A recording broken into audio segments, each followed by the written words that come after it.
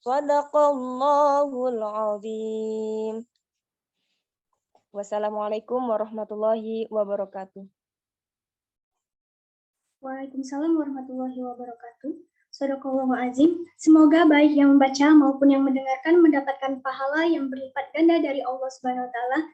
Amin amin ya rabbal alamin. Memasuki agenda selanjutnya, yaitu menyanyikan lagu Indonesia Raya. Para hadirin dimohon untuk tegak dan turut menyanyikan lagu dengan tertib, dan untuk tim operator, mohon bantuannya.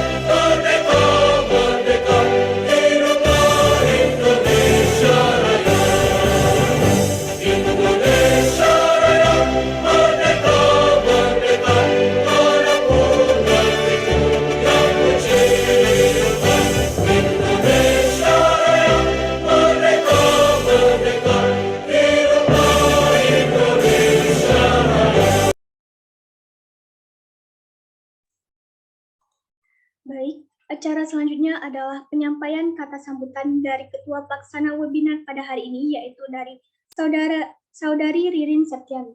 Kepada Saudari Ririn, saya persilakan.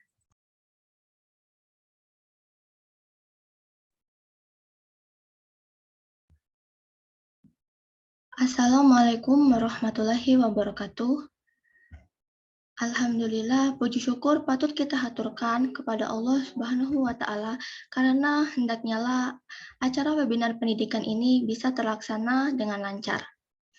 Yang terhormat Ketua Prodi PGSD yang mewakili Bapak Marwan MPD, yang terhormat Bupati HMPD yang mewakili Kak Rifki, Atorik, dan teman-teman sekalian yang saya banggakan. Acara webinar pendidikan ini adalah kegiatan yang diselenggarakan oleh HMPD, Dinas Pendidikan yang rutin dilaksanakan setiap tahunnya. Semoga dengan dilaksanakannya kegiatan ini, kita bisa makin paham mengenai dengan siapa kita berkomunikasi dan bagaimana caranya. Saya berharap dengan mengikuti webinar ini, teman-teman mendapatkan materi yang fresh dan jangan sungkan untuk mencatat poin-poin yang kurang jelas untuk bertanya nantinya pada saat sesi tanya jawab. Dan tak lupa saya ucapkan terima kasih kepada rekan-rekan panitia yang telah mempersiapkan acara ini dengan sangat baik. Semoga ilmu yang ada di webinar ini menjadi jariah bagi rekan-rekan semua. Akhir kata, saya memohon maaf jika dalam berjalannya acara ini nanti ada hal yang kurang berkenan di hati teman-teman. Semoga teman-teman tetap bersemangat mengikuti acara ini sampai akhir. Sekian sambutan singkat dari saya akhiri. Wabillahi taufiq wal hidayah. Wassalamualaikum warahmatullahi wabarakatuh.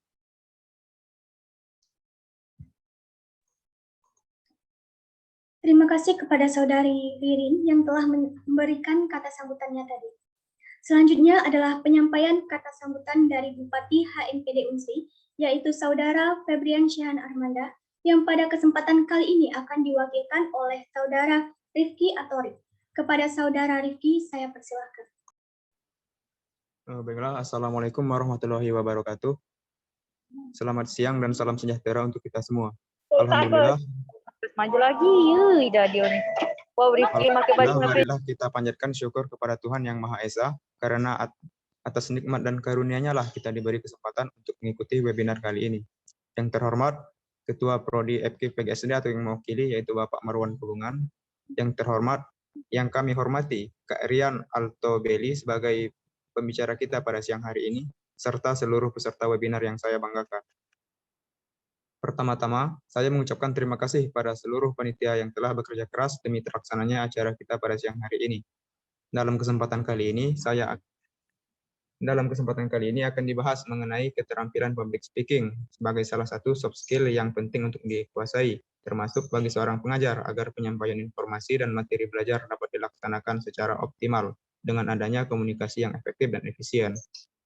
Kami berharap webinar ini dapat bermanfaat bagi kita semua, terutama bagi rekan-rekan mahasiswa FKIP sebagai calon pendidik di masa mendatang. Sekian dari apa yang bisa saya sampaikan. Bila ada salah kata saya mohon maaf, kepada Tuhan saya mohon ampun. Wassalamualaikum warahmatullahi wabarakatuh. Baik, terima kasih kepada saudara Rifki yang telah memberikan kata sambutannya tadi.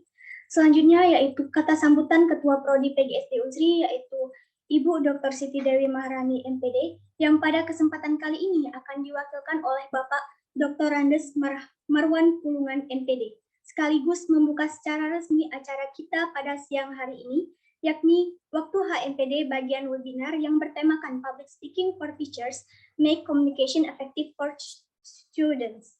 Kepada Pak Marwan, saya persilahkan.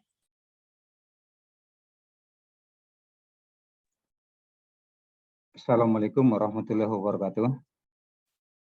Waalaikumsalam warahmatullahi wabarakatuh. Alhamdulillah rabbil alamin wassalatu wassalamu ala asrofil anbiya'il mursalin wa ala alihi wa sahbihi ajma'in amma ba'd.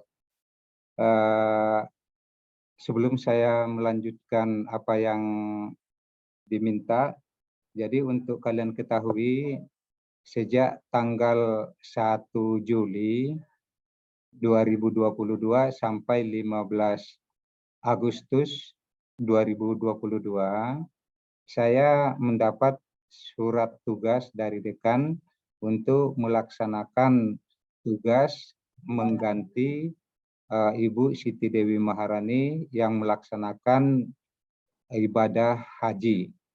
Nah, jadi bukan diwakilkan ya, jadi PLH, pelaksana tugas harian sampai tanggal 15 Agustus nanti. Nah, itu untuk diketahui. Jadi saya bukan sebagai pengganti Bu Dewi ya. Jadi posisi saya di sini pelaksana harian program studi PGSD. Itu barangkali informasi. Baiklah, yang saya hormati narasumber Rian. Kemudian yang saya banggakan Bupati HMPD beserta jajarannya. Yang saya banggakan mahasiswa PGSD. Mohon maaf, ini dari semester berapa ini? Semester berapa pesertanya? Karena dalam laporan tadi tidak ada ini. Berapa jumlah pesertanya dan dari semester berapa saja gitu. Tolong informasinya. Ini dari ada yang semester 3, ada yang angkatan 2021, 2019, dan 2018, Pak. Jadi artinya lengkap dan juga terbuka untuk umum. Ya. Jumlah pesertanya berapa? Kalau untuk yang hadir di Zoom ini ada 55 partisipan. Sedangkan kalau untuk yang mendaftar itu ada 47 peserta Pak yang mendaftar. Ya, baik. Terima kasih informasinya. Ini saya tanyakan, ini ada kaitannya dengan tema kita pada hari ini, Public Speaking for Teacher. Jadi artinya berbicara atau keterampilan berbicara di depan umum sebagai seorang calon guru. Jadi untuk kalian ketahui bahwa sebagai makhluk sosial, komunikasi itu sudah harus dikuasai oleh seseorang mulai dari anak itu lahir ke dunia sampai ia meninggal dunia. Komunikasi ini memang sangat dibutuhkan dalam kehidupan kita bermasyarakat untuk berinteraksi dengan orang lain.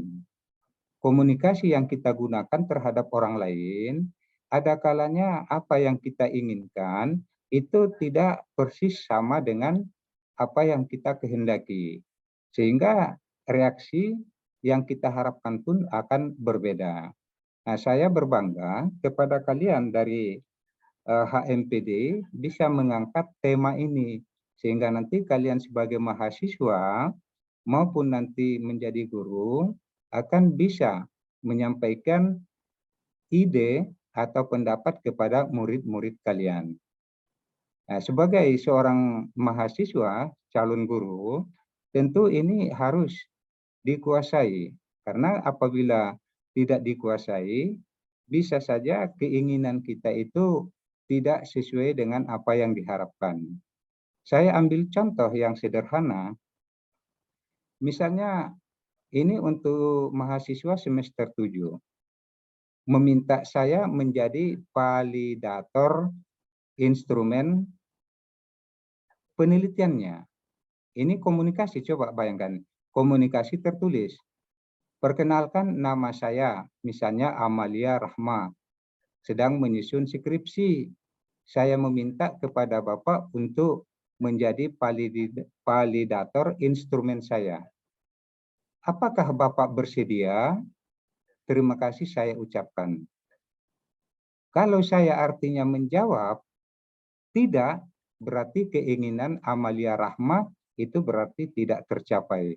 Padahal saya yakin dia, Rahma tadi, memilih saya sebagai validator, mungkin sudah dipikirnya.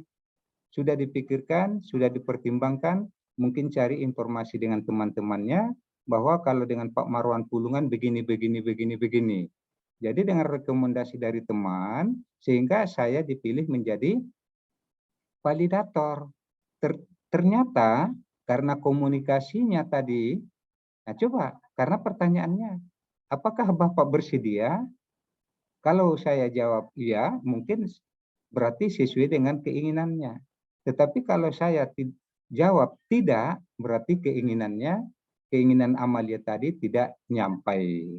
Nah, ini namanya keterampilan berbicara, public speaking. Nah, ini untuk calon guru, sebelum jadi guru. Nah, contoh yang lain, yang mungkin yang sering saya dapatkan melalui WA. Kalau tadi WA, nah sekarang secara langsung. Karena komunikasi itu ada verbal, ada non-verbal. Jadi kalau verbal tadi menggunakan bahasa, apakah itu bahasa tulis atau bahasa lisan.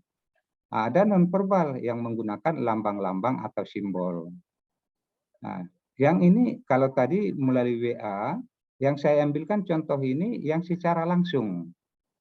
Ada seorang mahasiswa mau minta tanda tangan KRS, Kartu Rencana Studi, karena saya misalnya sebagai dosen penasihat akademik.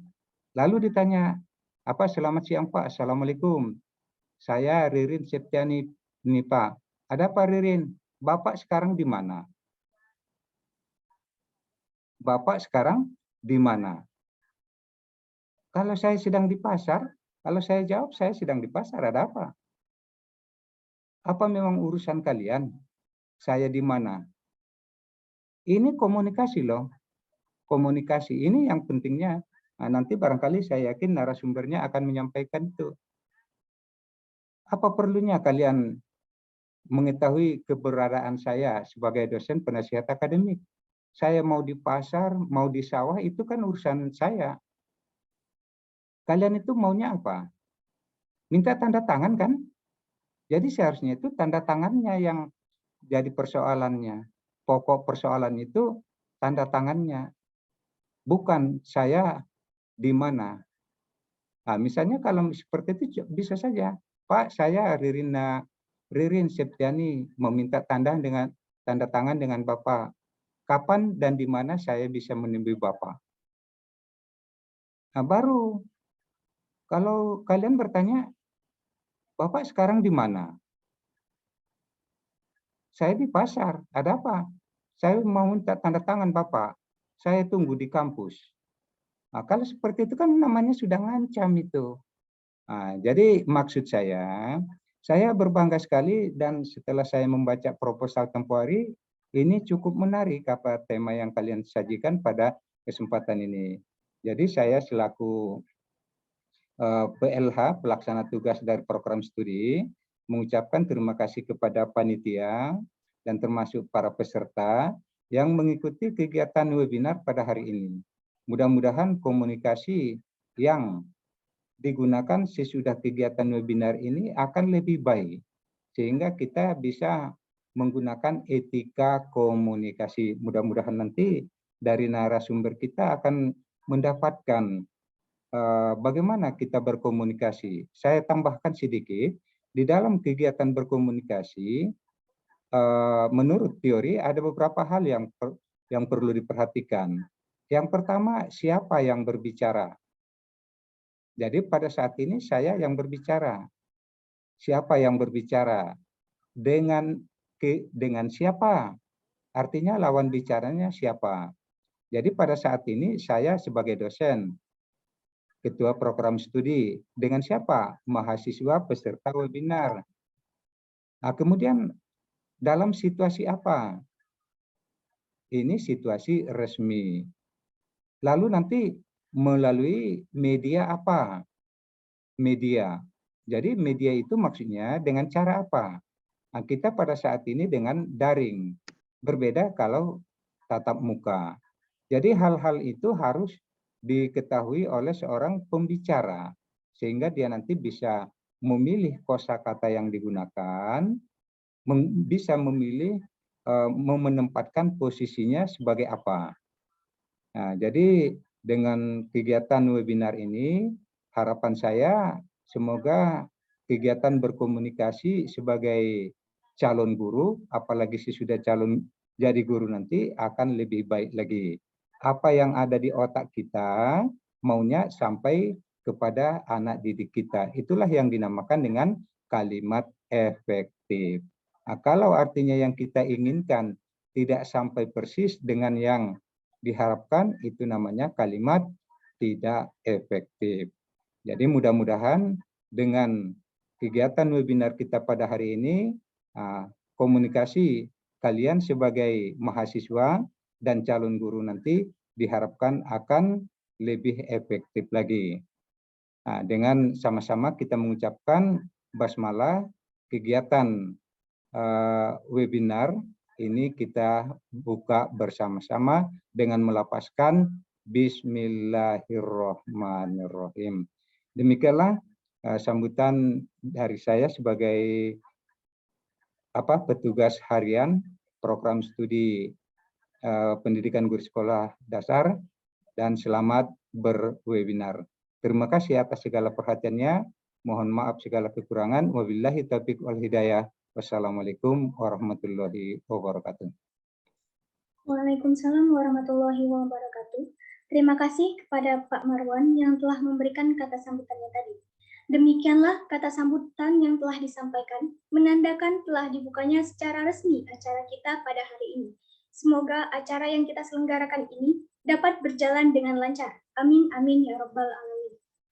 Acara selanjutnya adalah pemaparan materi webinar yang akan dipandu oleh moderator kita pada hari ini, yakni Latifah Raudatul Jannah. Kepada Saudari Latifah, saya persilakan untuk memandu berjalannya diskusi kita pada hari ini.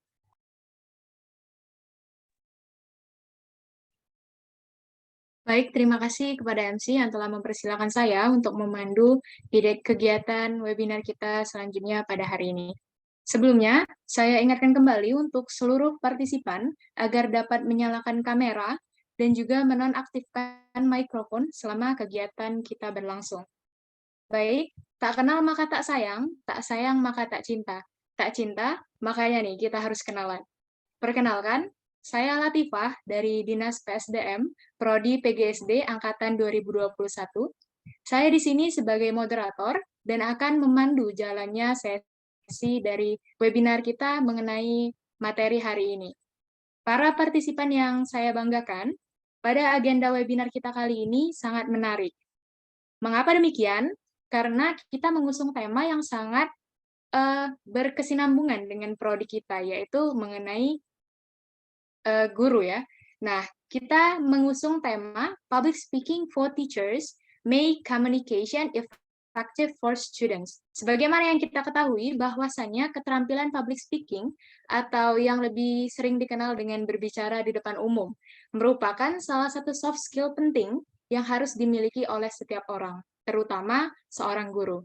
Nah, apabila kita telah memiliki kelebihan ini tadi, kita akan mampu untuk memiliki hubungan yang erat dengan seseorang, kemudian kita dapat berkomunikasi dengan baik dan jelas, dan juga dapat meningkatkan kepercayaan diri ketika kita menyampaikan suatu gagasan atau informasi. Baiklah, teman-teman, langsung saja kita masuk ke sesi yang paling ditunggu-tunggu nih. Tentunya, hari ini kita bakal ditemanin sama narasumber yang sangat luar biasa. Beliau merupakan Award Pemuda Berprestasi Sumatera Selatan tahun 2021. Dan untuk info teman-teman, bahwasannya narasumber kita kali ini merupakan mahasiswa Unsri loh, semester 6, Prodi Teknik Elektro. Langsung aja nih kita sapa narasumber kita hari ini. Assalamualaikum, halo Kak Rian. Waalaikumsalam, halo. Apa kabarnya nih Kak hari ini? Alhamdulillah baik nih. Alhamdulillah. Kalau gitu semoga kita semua selalu dalam lindungan Allah Subhanahu wa taala. Amin amin ya rabbal alamin. Kalau boleh tahu nih Kak, kesibukannya sekarang apa ya? Untuk saat ini kesibukan saya masih berhubungan dengan mengurus beberapa laporan dari hasil kerja praktek atau magang saya kemarin kurang lebih, dan juga mempersiapkan beberapa kompetisi seperti debat untuk mewakili Unsri di tingkat nasional insya Allah. Wah, keren banget nih Kak. Semoga semua apa yang Kakak jalanin sekarang dapat berjalan dengan lancar. Amin. Baik, sebelum memasuki sesi pemaparan materi, saya akan membacakan terlebih dahulu nih profil dari Kak Rian. Bernama lengkap Rian Altobelli, baru saja menyelesaikan kerja praktek di PT Unit Pelaksana Pembangkitan PLN Tarahan. Mungkin share screen-nya bisa.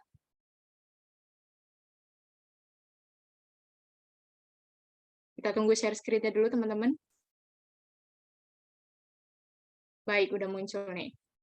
Baru saja menyelesaikan kerja praktek di PT Unit Pelaksana Pembangkitan PLN Tarahan.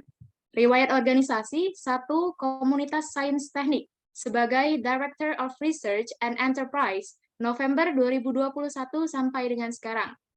Dan menjadi Manager of Research and Innovation Januari 2021 sampai dengan Oktober 2021. Yang kedua, Himpunan Mahasiswa Tanjung Sakti sebagai President Director Januari 2021 sampai dengan Januari 2022. Yang ketiga, Growing Your Wish Indonesia sebagai Manager Operation Januari 2020 sampai dengan Desember 2020. Untuk riwayat pendidikan sendiri, Kak Rian merupakan mahasiswa Sriwijaya University 2019 sampai dengan sekarang, semester 6, Prodi Teknik Elektro.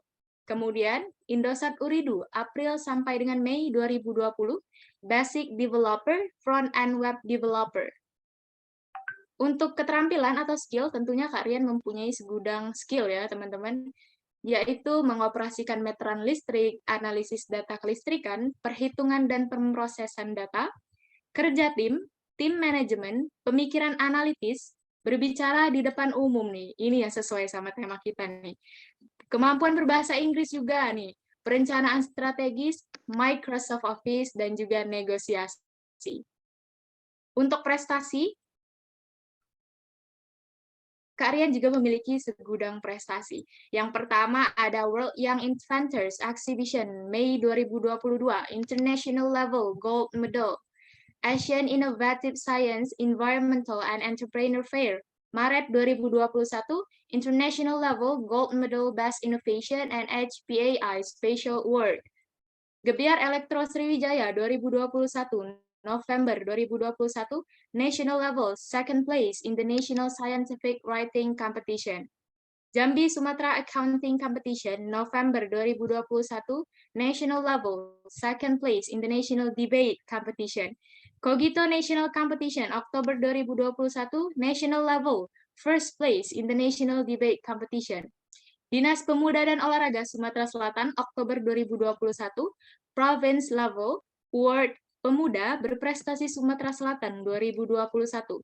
Sriwijaya Civil Paper Competition, Oktober 2021, National Level, third place in the National Scientific Writing Competition. Scientific Engineering Poster Competition, Oktober 2021, National Level, third place in the National Poster Competition. Pesta Ilmiah Sriwijaya 2021, Oktober 2021, National Level, first place in the National Debate Competition. Kemudian ada Indonesia SDGA Summit 1.0, Juli 2021, National Level, the best essay of all participants. Lomba Daur Ulang Limbah Jilid 9, Oktober 2020, National Level, the best presentation of National Scientific Writing Competition. Pesta Ilmiah Sriwijaya 2020, Oktober 2020, National Level, second place in the National Scientific Writing Competition. Dan yang terakhir ada Syariah Economy Expo, Oktober 2019, National Level, third place in the National Debate Competition. Wah, menarik banget nih CV dari Kak Rian Altobelli. Banyak pengalaman dan juga prestasi beliau di berbagai bidang, terutama di bidang public speaking. Oke, kalau gitu langsung aja kita simak materi yang akan disampaikan oleh Kak Rian. Untuk seluruh partisipan diharapkan untuk menyimak materinya dan juga mempersiapkan pertanyaan apabila ada yang ingin ditanyakan. Karena setelah sesi ini, bakalan ada sesi tanya-jawab. Langsung aja kepada Kak Rian, kami persilahkan. Baik, terima kasih banyak Latifah atas waktunya dan juga pengenalannya tentang diri saya yang sangat lengkap dan komplit. Keren sekali moderator dan MC kita pada hari ini. Baiklah, Assalamualaikum warahmatullahi wabarakatuh. Selamat siang semuanya. Hari ini kita akan membahas beberapa hal terkait public speaking ya. Mungkin aku akan coba untuk sharing beberapa pengalamanku mungkin dalam bidang public speaking. Sebelumnya terima kasih sekali kepada kawan-kawan semua yang sudah memberikan saya kesempatan mungkin untuk berbagi sedikit pengalaman saya. Mungkin kalau misalnya nanti ada kendala atau trouble di suara saya, mungkin bisa diingatkan saja, takutnya nanti ada koneksi yang bermasalah ataupun yang lainnya. Saya izin buat untuk share screen terlebih dahulu, mungkin biar lebih enak penjelasannya nanti. Ini kita pakai PowerPoint. Oke. Kemarin dari tour yang saya dapat, saya diminta untuk memberikan gambaran bagaimana cara untuk memberikan komunikasi yang efektif ketika kita berperan sebagai seorang guru atau orang yang mungkin akan mengajari orang lain. Dalam hal ini terutama adalah antara guru dan siswa kurang lebih. Mungkin saya izin untuk menggunakan bahasa yang tidak terlalu formal karena saya mengingat saya lihat dari tadi beberapa partisipan di sini mungkin adalah mahasiswa dan juga yang seumuran dengan saya, jadi agar komunikasinya lebih mudah, terus juga penyampaian materinya jadi lebih simpel dan mudah diterima. Saya izin untuk menggunakan beberapa bahasa yang mungkin lebih anak muda ataupun juga mungkin mencampur ataupun juga menggunakan bahasa yang tidak full bahasa Indonesia. Oke, apakah PPT-nya sudah kelihatan, teman-teman? Sudah, Kak. Oke. Kita bakal mulai dengan tajuk atau judul komunikasi yang efektif. Ada banyak sebenarnya pendeskripsian mengenai komunikasi yang efektif. Kita bakal lihat di sini. But sebelum itu mungkin saya perkenalan sedikit lagi. Saya adalah Rian Altobelli, mahasiswa Teknik Elektro angkatan 2019. Mungkin ada yang seangkatan dengan saya ataupun juga ada adik-adik dari angkatan 2020 dan 2021. Saya merupakan writing and public speaking enthusiast yang mana sampai saat ini saja selain mempersiapkan beberapa hal terkait skripsi saya juga tetap mengikuti beberapa kompetisi baik itu kepenulisan maupun juga public speaking. Oke, mari kita mulai dengan komunikasi yang efektif, kreatif, dan variatif. Karena kita berbicara dalam konteks guru, terutama untuk guru sekolah dasar yang saya framing di sini mungkin. Apa itu komunikasi? Simpelnya komunikasi itu adalah bentuk interaksi yang terjadi di mana kita saling bertukar informasi antara satu orang dengan orang lainnya. Seharusnya komunikasi terjadi dengan makna sesimpel itu. Tapi kebanyakan yang terjadi, ada banyak kasus yang membuat komunikasi itu menjadi lebih kompleks. Entah itu pada akhirnya menjadi komunikasi yang bersifat satu arah, ataupun juga menjadi komunikasi yang melibatkan dua arah gitu. Jadi ada bentuk pertukaran informasi, nggak cuman satu orang saja yang berbicara misalnya. Seperti yang akan kita lakukan ini nanti, setelah saya menyampaikan materi saya, kita akan mengikuti bentuk sesi diskusi gitu. Nah, itu merupakan bentuk komunikasi yang seharusnya ideal dan juga bagus karena komunikasinya hidup, terjadi pertukaran informasi dan proses saling belajar di antara kedua sisi yang ada ataupun juga banyak orang atau banyak sisi yang ada. Itu yang seharusnya diharapkan ketika kita membahas suatu bentuk komunikasi agar nanti tujuan dari komunikasi yang kita lakukan itu tercapai. Nah, tipe komunikasi, ada beberapa jenis tipe komunikasi yang sering terjadi dan kita alami. Terutama kalau kita bahas dalam dunia pendidikan, sejauh yang saya dapat sama saya belajar saat ini, ada beberapa bentuk komunikasi yang yang paling umum kita dapatkan. Yaitu pertama jelas adalah bentuk komunikasi lisan, di mana itu langsung terjadi dalam banyak kondisi, entah itu berbicara biasa, interaksi ataupun juga komunikasi biasa, atau entah ketika proses belajar di kelas, ataupun juga ketika kita diminta untuk berdiskusi untuk memecahkan suatu kasus. Pasti komunikasi lisan itu akan terjadi dalam suatu bentuk pembelajaran. Baru setelah komunikasi lisan, ada komunikasi kedua yang paling sering terjadi adalah bentuk non-verbal communication, di mana kita akan menggunakan bahasa tubuh kita untuk melengkapi komunikasi lisan tadi, antara gerak tubuh ataupun juga bentuk ekspresi kita untuk mempertajam makna dari komunikasi lisan yang kita lakukan tadi. Itu yang biasanya nggak bisa lepas dari tipe komunikasi yang kita lakukan dalam kehidupan sehari-hari, terutama juga dalam dunia pendidikan. Karena ketika kita menyampaikan suatu hal akan sangat terasa hambar ataupun juga menjadi enggak maksimal kalau komunikasinya cuma kayak diam seperti ini without an expression inside of your face gitu. Jadi kita hanya berbicara tanpa menggunakan mimik muka dan terlalu datar. Itu akan menjadi satu komunikasi yang ya tidak maksimal, terutama ketika kita berdiri sebagai seorang guru atau pengajar yang kita berharap anak-anak didik kita atau misalnya adik-adik dari tingkat SD itu akan mengerti gitu. Kita harus punya ide yang brilian untuk membuat mereka tertarik dan juga mau berkomunikasi dan interaksi dengan kita. Jadi proses belajarnya dapat mengalir lebih cepat. Nah, selain komunikasi nonverbal, ada juga komunikasi yang sering kita dapatkan dalam dunia pendidikan, yaitu adalah komunikasi yang sifatnya tertulis. Di mana ini sering digunakan dalam bentuk media seperti papan tulis jika di kelas, ataupun juga dengan menggunakan kalau saat ini mungkin informasi melalui grup kelas, ataupun juga melalui platform chat dan lain-lainnya. Dan yang terakhir adalah bentuk komunikasi visual, di mana kita menggunakan foto atau bentuk visual lainnya, entah itu video ataupun juga bentuk-bentuk visual lainnya untuk mempertajam ataupun juga menjelaskan suatu maksud yang ingin kita capai dari komunikasi yang kita dapat tadi. Nah, ini berdasarkan research yang saya lakukan, ini adalah bentuk presentasi-presentasi yang mungkin sering terjadi dalam bentuk komunikasi yang dilakukan dalam dunia pendidikan, di mana lisan menjadi yang paling mendominasi, diperkuat dengan komunikasi nonverbal dan juga komunikasi tertulis, lalu komunikasi visual. Mungkin ada beberapa tipe-tipe lainnya yang dapat digunakan juga, tapi ini adalah bentuk paling umum yang mungkin dapat kita implementasikan dan juga kita pelajari cara-caranya untuk dapat ditransfer kepada siswa-siswa kita.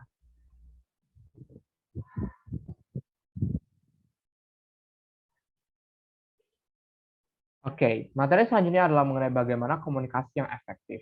Aku disclaimer sedikit, di sini aku nggak bakal nyampein materi yang terlalu complicated ataupun juga banyak dan ruwet, karena aku berharap melalui webinar ini kita akan lebih banyak berdiskusi nantinya. Sejauh yang aku lakukan dari beberapa hal dan pengalaman yang mungkin aku miliki sejauh ini, ada beberapa tipe komunikasi, ada beberapa bentuk komunikasi efektif ataupun juga syarat dari komunikasi yang efektif itu sendiri. Terutama kalau misalnya kita menggunakan konteks berbicara di depan umum ataupun juga kita dalam lingkup pembelajaran.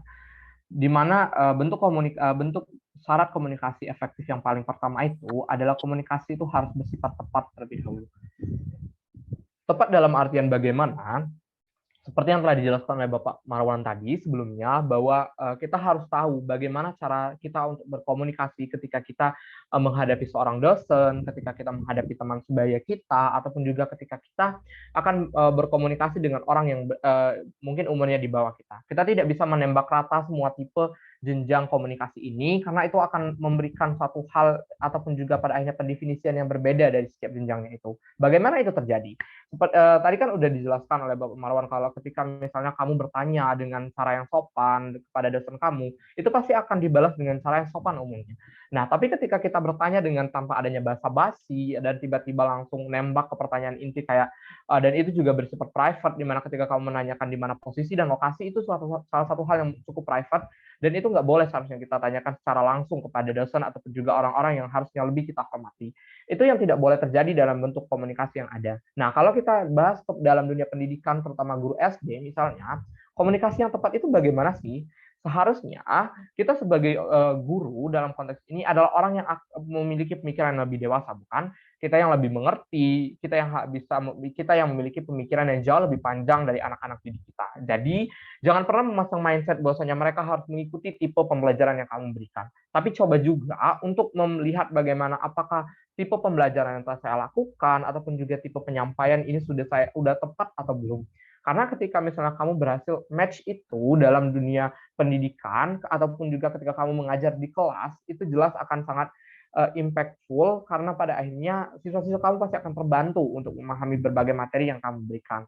Walaupun pada akhirnya mungkin memang akan ada beberapa siswa yang memiliki starting point yang berbeda dalam pemahamannya, tapi paling tidak kasus-kasus minor seperti misalnya siswa yang pada akhirnya nggak ngerti karena tipe pembelajaran yang terlalu sulit ataupun juga sistem pembelajaran dan penyampaian yang terlalu susah untuk dipahami, itu akan sedikit teratasi. Jadi itu akan lebih memudahkan kita dalam melakukan pembelajaran ataupun juga transfer ilmu kepada peserta didik tadi.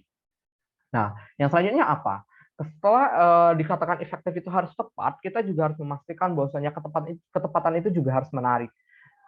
Garis bawahi, tepat belum tentu menarik, dan menarik juga belum tentu tepat. Nah, di sini kita harus cari satu benang merahnya, di mana ketika kamu sudah bisa mengimplementasikan bentuk komunikasi yang tepat ke siswa-siswa kamu juga harus membungkus itu dalam suatu ide yang menarik. Jadi ketika penyampaiannya udah tepat dan juga udah bagus untuk anak-anaknya, dan ketika itu dibuat dan dibungkus dengan cara yang menarik, ini akan membuat sistem transfer ilmu tadi akan menjadi jauh lebih menarik.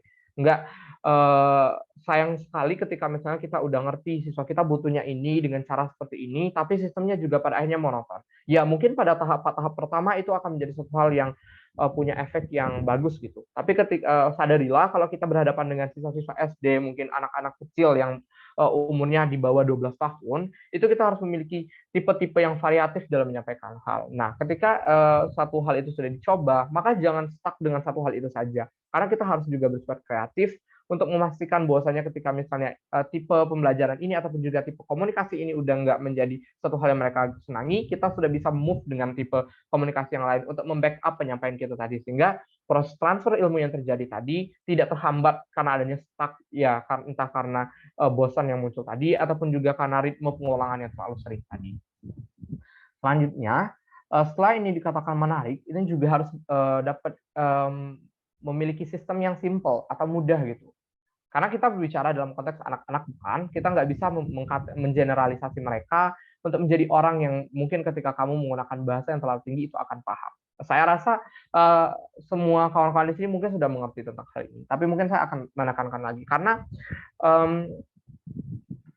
ketika kamu berbicara dengan adik-adik yang lebih kecil umurnya, kamu harus bisa membuat satu hal itu menjadi lebih mudah untuk mereka pahami dalam konteks yang lebih simpel. Sesimpel misalnya ketika kamu menjelaskan apa sih tugas seorang guru, itu akan menjadi complicated ketika kita menjelaskannya secara struktural yang benar gitu. Guru adalah satu orang yang di sekolah mengajarkan banyak hal untuk anak peserta didiknya dan lain-lainnya.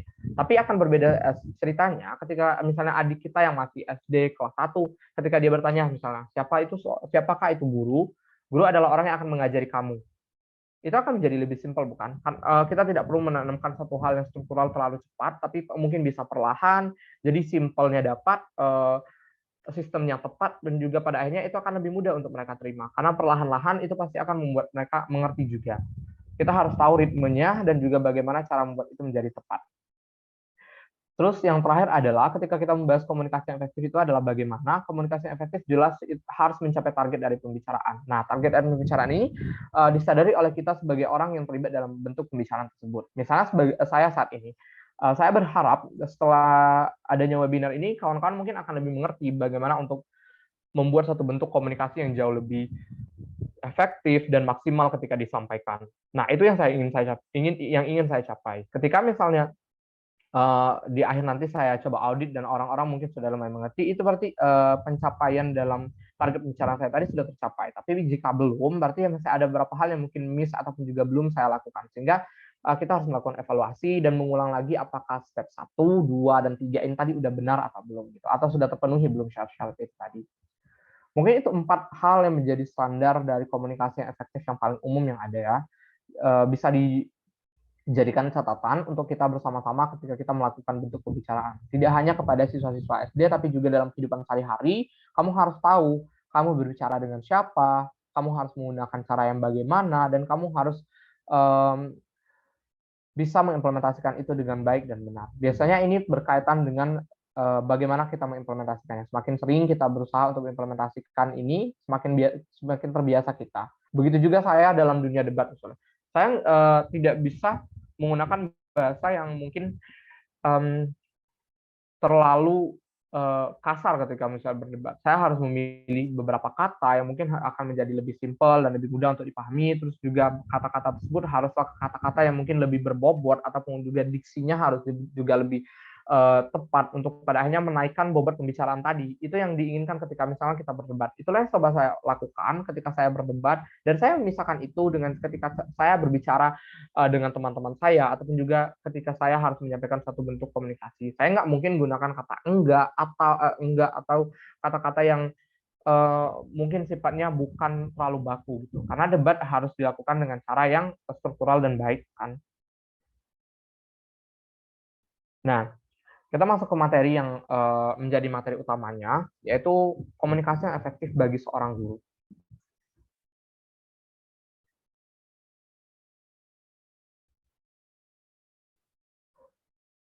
Komunikasi yang efektif bagi seorang guru ini sangat diperlukan, karena kita tahu guru punya peran yang sangat vital dalam dunia pendidikan.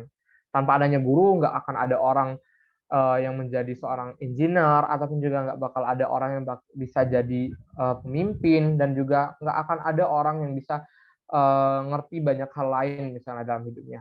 Oleh karena itulah guru menjadi satu hal yang sangat krusial perannya dalam suatu peradaban di dunia ini. Nah, guru yang hebat adalah guru yang mengerti kebutuhan siswanya.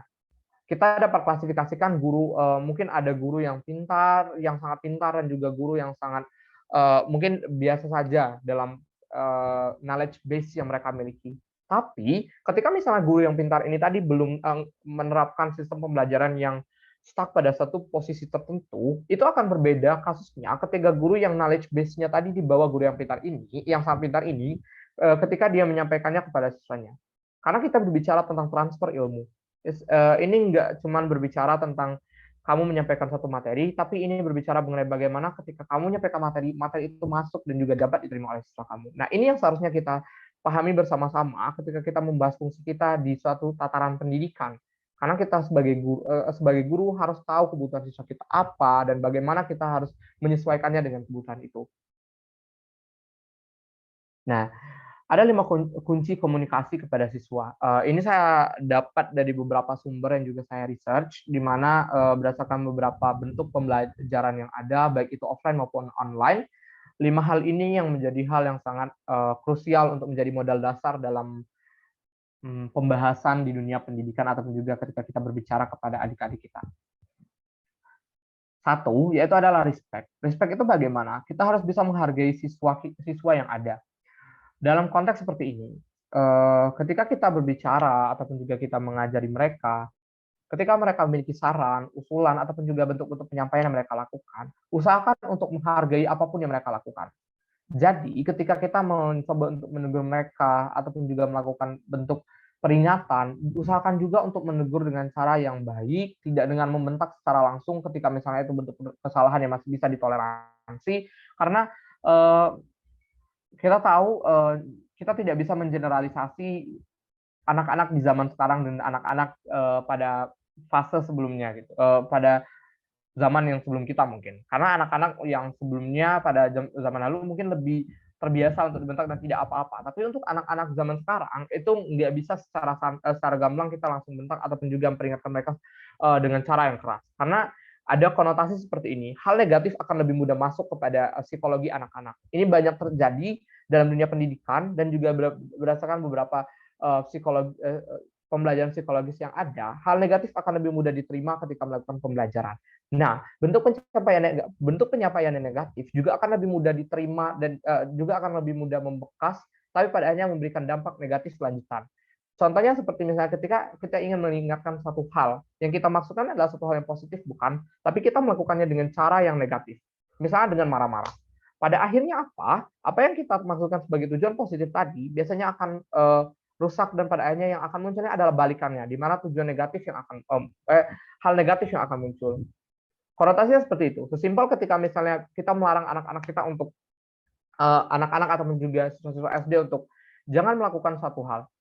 Mendengar larangan, biasanya mereka akan lebih menjadi penasaran dan juga pada akhirnya ya apalagi ketika ketika dimarahi ataupun juga dengan cara peringatan yang tidak tepat tadi, itu akan membuat mereka pada akhirnya semakin penasaran dan men-trigger mereka untuk melakukan hal-hal yang ya tidak kita harapkan tadi. Itu yang seharusnya tidak boleh dilakukan. Jadi, cara yang baiknya adalah bagaimana? Adalah dengan cara menghargai mereka juga ataupun juga menegur mereka dengan tidak menjatuhkan mereka secara langsung juga, apalagi depan umum. Even mereka masih anak SD, dapat kita katakan masih kecil lah, tapi ini juga harus kita terapkan karena pada akhirnya ini akan menjadi bentuk copycat yang mereka lakukan. Anak-anak SD itu akan lebih mudah untuk mengingat hal-hal baru yang mereka dapatkan. Mengapa demikian? Ketika hal-hal baru tersebut mereka dapat, itu akan menjadi memori di otak mereka dan itu akan tertanam ketika mereka melihat suatu hal yang kamu lakukan. Nah, ketika kita melakukan hal yang tidak baik, misalnya memperingatkan mereka dengan membentak ataupun juga hal-hal seperti itu juga pada akhirnya akan berefek pada psikologis mereka dan akan mereka terapkan juga dalam kehidupan mereka. Itu yang sering terjadi dalam dunia anak-anak dan itu yang harus kita prevent dari sekarang untuk menciptakan generasi yang jauh lebih baik di kemudian hari. Selanjutnya apa yang kedua? Yang kedua adalah empati. Empati ini bagaimana? Kita harus mampu menempatkan diri pada posisi dan situasi yang tepat. Nah, kita harus tahu anak-anak kita ini tadi bagaimana kebutuhan mereka apa, apakah ini udah tepat, ataupun juga apakah mereka punya permasalahan di belakang, ataupun juga mereka punya starting point yang berbeda dalam bentuk pemahaman. Jangan mengeneralisasi ketika misalnya ada satu siswa yang dominan, kamu hanya berpatokan kepada siswa dominan. Kadang sering terjadi sistem pendidikan yang seperti itu, sehingga pada akhirnya banyak peserta didik yang lain pada akhirnya terkucilkan ataupun juga pada akhirnya terlepas dari dari siklus pendidikan dalam satu kelas itu hanya karena pada akhirnya seorang guru yang terlalu menotis siswa yang hanya memiliki kemampuan yang lebih tadi. Usahakan untuk menjadi guru yang dapat melihat bagaimana siswa kamu apakah sudah mampu mengimbangi pembelajaran ini juga atau belum gitu. Jadi itu akan menjadi satu bentuk komunikasi yang efektif dalam dunia pendidikan. Nah, yang ketiga adalah audible. Artinya apa? Simple ini artinya ketika kamu mengajarkan suatu hal, suara yang pastikan kalau kamu menggunakan suara yang pas dan juga dapat mereka dengar gitu. Pas bagaimana? Artinya mereka harus dapat mendengar ini dengan baik sehingga ya ketika mereka at least mereka dapat dengar itu dengan baik dulu gitu. Entah itu masuk atau enggak, paling enggak mereka udah dengar terlebih dahulu. Selanjutnya adalah clarity. Clarity ini apa? Penyampaian yang kamu lakukan itu harus kelar, harus clear, juga jangan sampai berbelit-belit dan juga pada akhirnya membuat mereka pusing. Terutama kalau kita membahas sistem pendidikan dari dunia pendidikan di sekolah dasar. Anak-anak SD belum bisa kita jejal dengan materi-materi yang terlalu dalam gitu misalnya. Nah, ataupun juga dengan materi-materi yang sangat sistematik, sangat runtut, dan tiba-tiba mereka harus paham itu semua secara bersamaan. Nggak bisa seperti itu. Kita harus punya metode yang dapat membuat mereka tertarik terlebih dahulu, mereka mau untuk mengeksplorasi hal tersebut, dan pada akhirnya mereka mau untuk mereka tertarik dengan sendirinya, dan pada akhirnya mereka juga bisa mempelajari hal tersebut dengan lebih mudah, dan juga lebih dengan senang hati. Gitu. Dan yang terakhir adalah humble. Jelas sekali humble ini harus kita miliki dalam sistem komunikasi apapun. Karena ini akan menjadi salah satu modal untuk kamu mudah berkomunikasi dan berinteraksi dengan orang lain. Rendah hati dan menyenangkan bagi siswa ataupun juga orang lain itu sangat diperlukan agar ketika kamu berkomunikasi, apa yang kamu harapkan itu terjadi dengan baik dan juga kamu mendapatkan respon yang baik juga. Mungkin itu 5 kunci komunikasi kepada siswa ataupun juga dalam komunikasi kita secara umum. Kamu harus punya rasa rendah hati, kamu harus respect, memiliki empati, dan juga pembicaraan kamu harus jelas dan juga harus terdengar dengan tepat. Nah, ada beberapa hal kembali yang harus diperhatikan dalam penyampaian di dunia pendidikan ataupun juga ketika kita berkomunikasi. 4 hal ini didasarkan atas beberapa case problem yang ada dalam dunia pendidikan yang saya baca di beberapa sumber, di mana yang pertama itu adalah jelas kebutuhan siswa. Kita harus tahu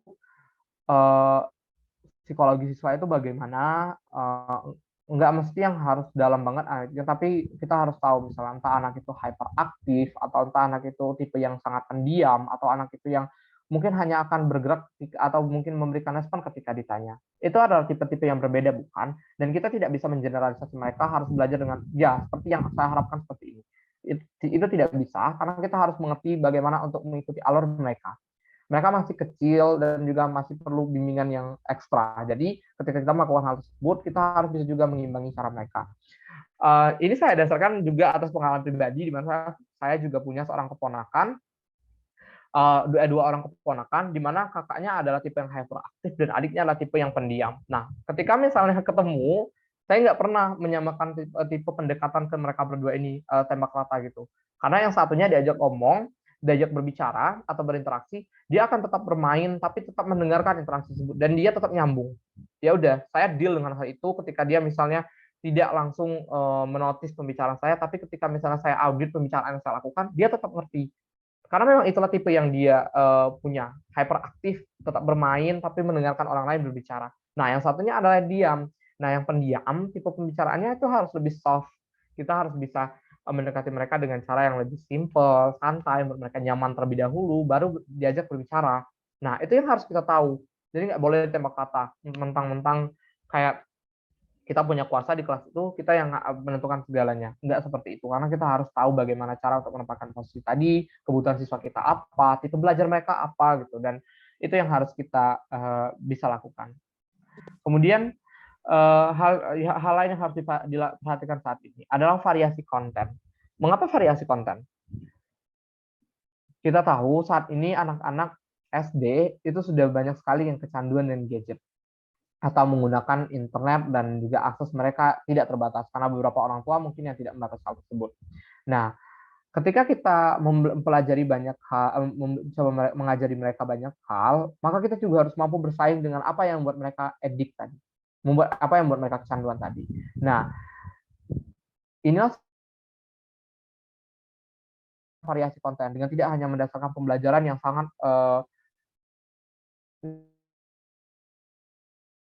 yang kaku, di mana hanya menggunakan penjelasan papan tulis, atau juga hanya menggunakan penjelasan yang tidak terlalu runtut, ataupun juga hanya bertahan pada beberapa hanya bertahan pada sistem-sistem yang mungkin tidak terlalu update. Jadi bentuk penyampaian kita dengan cara yang tepat dan juga sesuai dengan kemajuan zaman. Entah itu dengan variasi kontennya seperti misalnya menggunakan video, gambar, PPT, ataupun juga bentuk-bentuk interaksi di kelas yang berbeda. Entah misalnya mengajak mereka untuk eksplorasi secara langsung, ataupun juga untuk melakukan kegiatan-kegiatan yang lebih aktif gitu, sehingga mereka tertarik dan juga tidak bosan untuk berada di kelas. Yang ketiga adalah apa? Teknik penyampaian. Ketika kamu udah memiliki konten ataupun juga sistem materi yang bagus, kamu juga harus bisa membungkus itu dengan teknik penyampaian yang tepat tadi. Ada banyak bentuk teknik penyampaian dalam dunia pendidikan dan melalui observasi langsung atau percobaan. Nah, ini yang dapat kita lakukan untuk kita variasi bentuknya. Jadi mereka tidak hanya akan menerima sistem pembicaraan yang satu arah atau one liner dari guru mereka, di mana ketika kita berbicara mereka diam, dan kita hanya dan interaksi terjadi sesekali gitu. Kita harus bisa memposisikan ini. Kapan kita harus memasukkan sistem diskusi, storytelling, percobaan ataupun juga sistem lain yang mungkin dapat kita kembangkan. Karena ketika misalnya ini dilakukan, pasti akan ada ritme pembelajaran, sehingga akan ada bentuk-bentuk penyampaian yang mungkin, oh ini diskusi cocok untuk siswa ini, teknik storytelling mungkin cocok untuk siswa ini. Jadi ketika kita memvariasinya, setiap siswa akan memiliki porsi untuk mereka dapat memahami bentuk-bentuk pembicaraan ataupun juga materi yang kita sampaikan tadi. Dan yang terakhir adalah hal juga yang harus kita perhatikan adalah reaksi siswa tadi. Ketika kita berbicara, jangan hanya fokus dengan pembicaraan kita saja, tapi juga lihat bagaimana audiens kita itu ada. Kita harus lihat apakah mereka tertarik, bersemangat, bosan, ataupun juga apa sih reaksi yang mereka berikan. Kita harus bisa mulai memainkan dinamika dalam pembicaraan misalnya. Ketika misalnya bersemangat, ya oke, nggak apa-apa, kita lanjut. Nah, mereka masih tertarik juga nggak apa-apa. Tapi ketika mereka mulai bosan ataupun juga mulai tidak mengerti dengan apa yang kita bicarakan, coba untuk memasukkan beberapa hal-hal lain untuk mengalihkan perhatian mereka terlebih dahulu, baru masuk lagi ke pembicaraan tadi.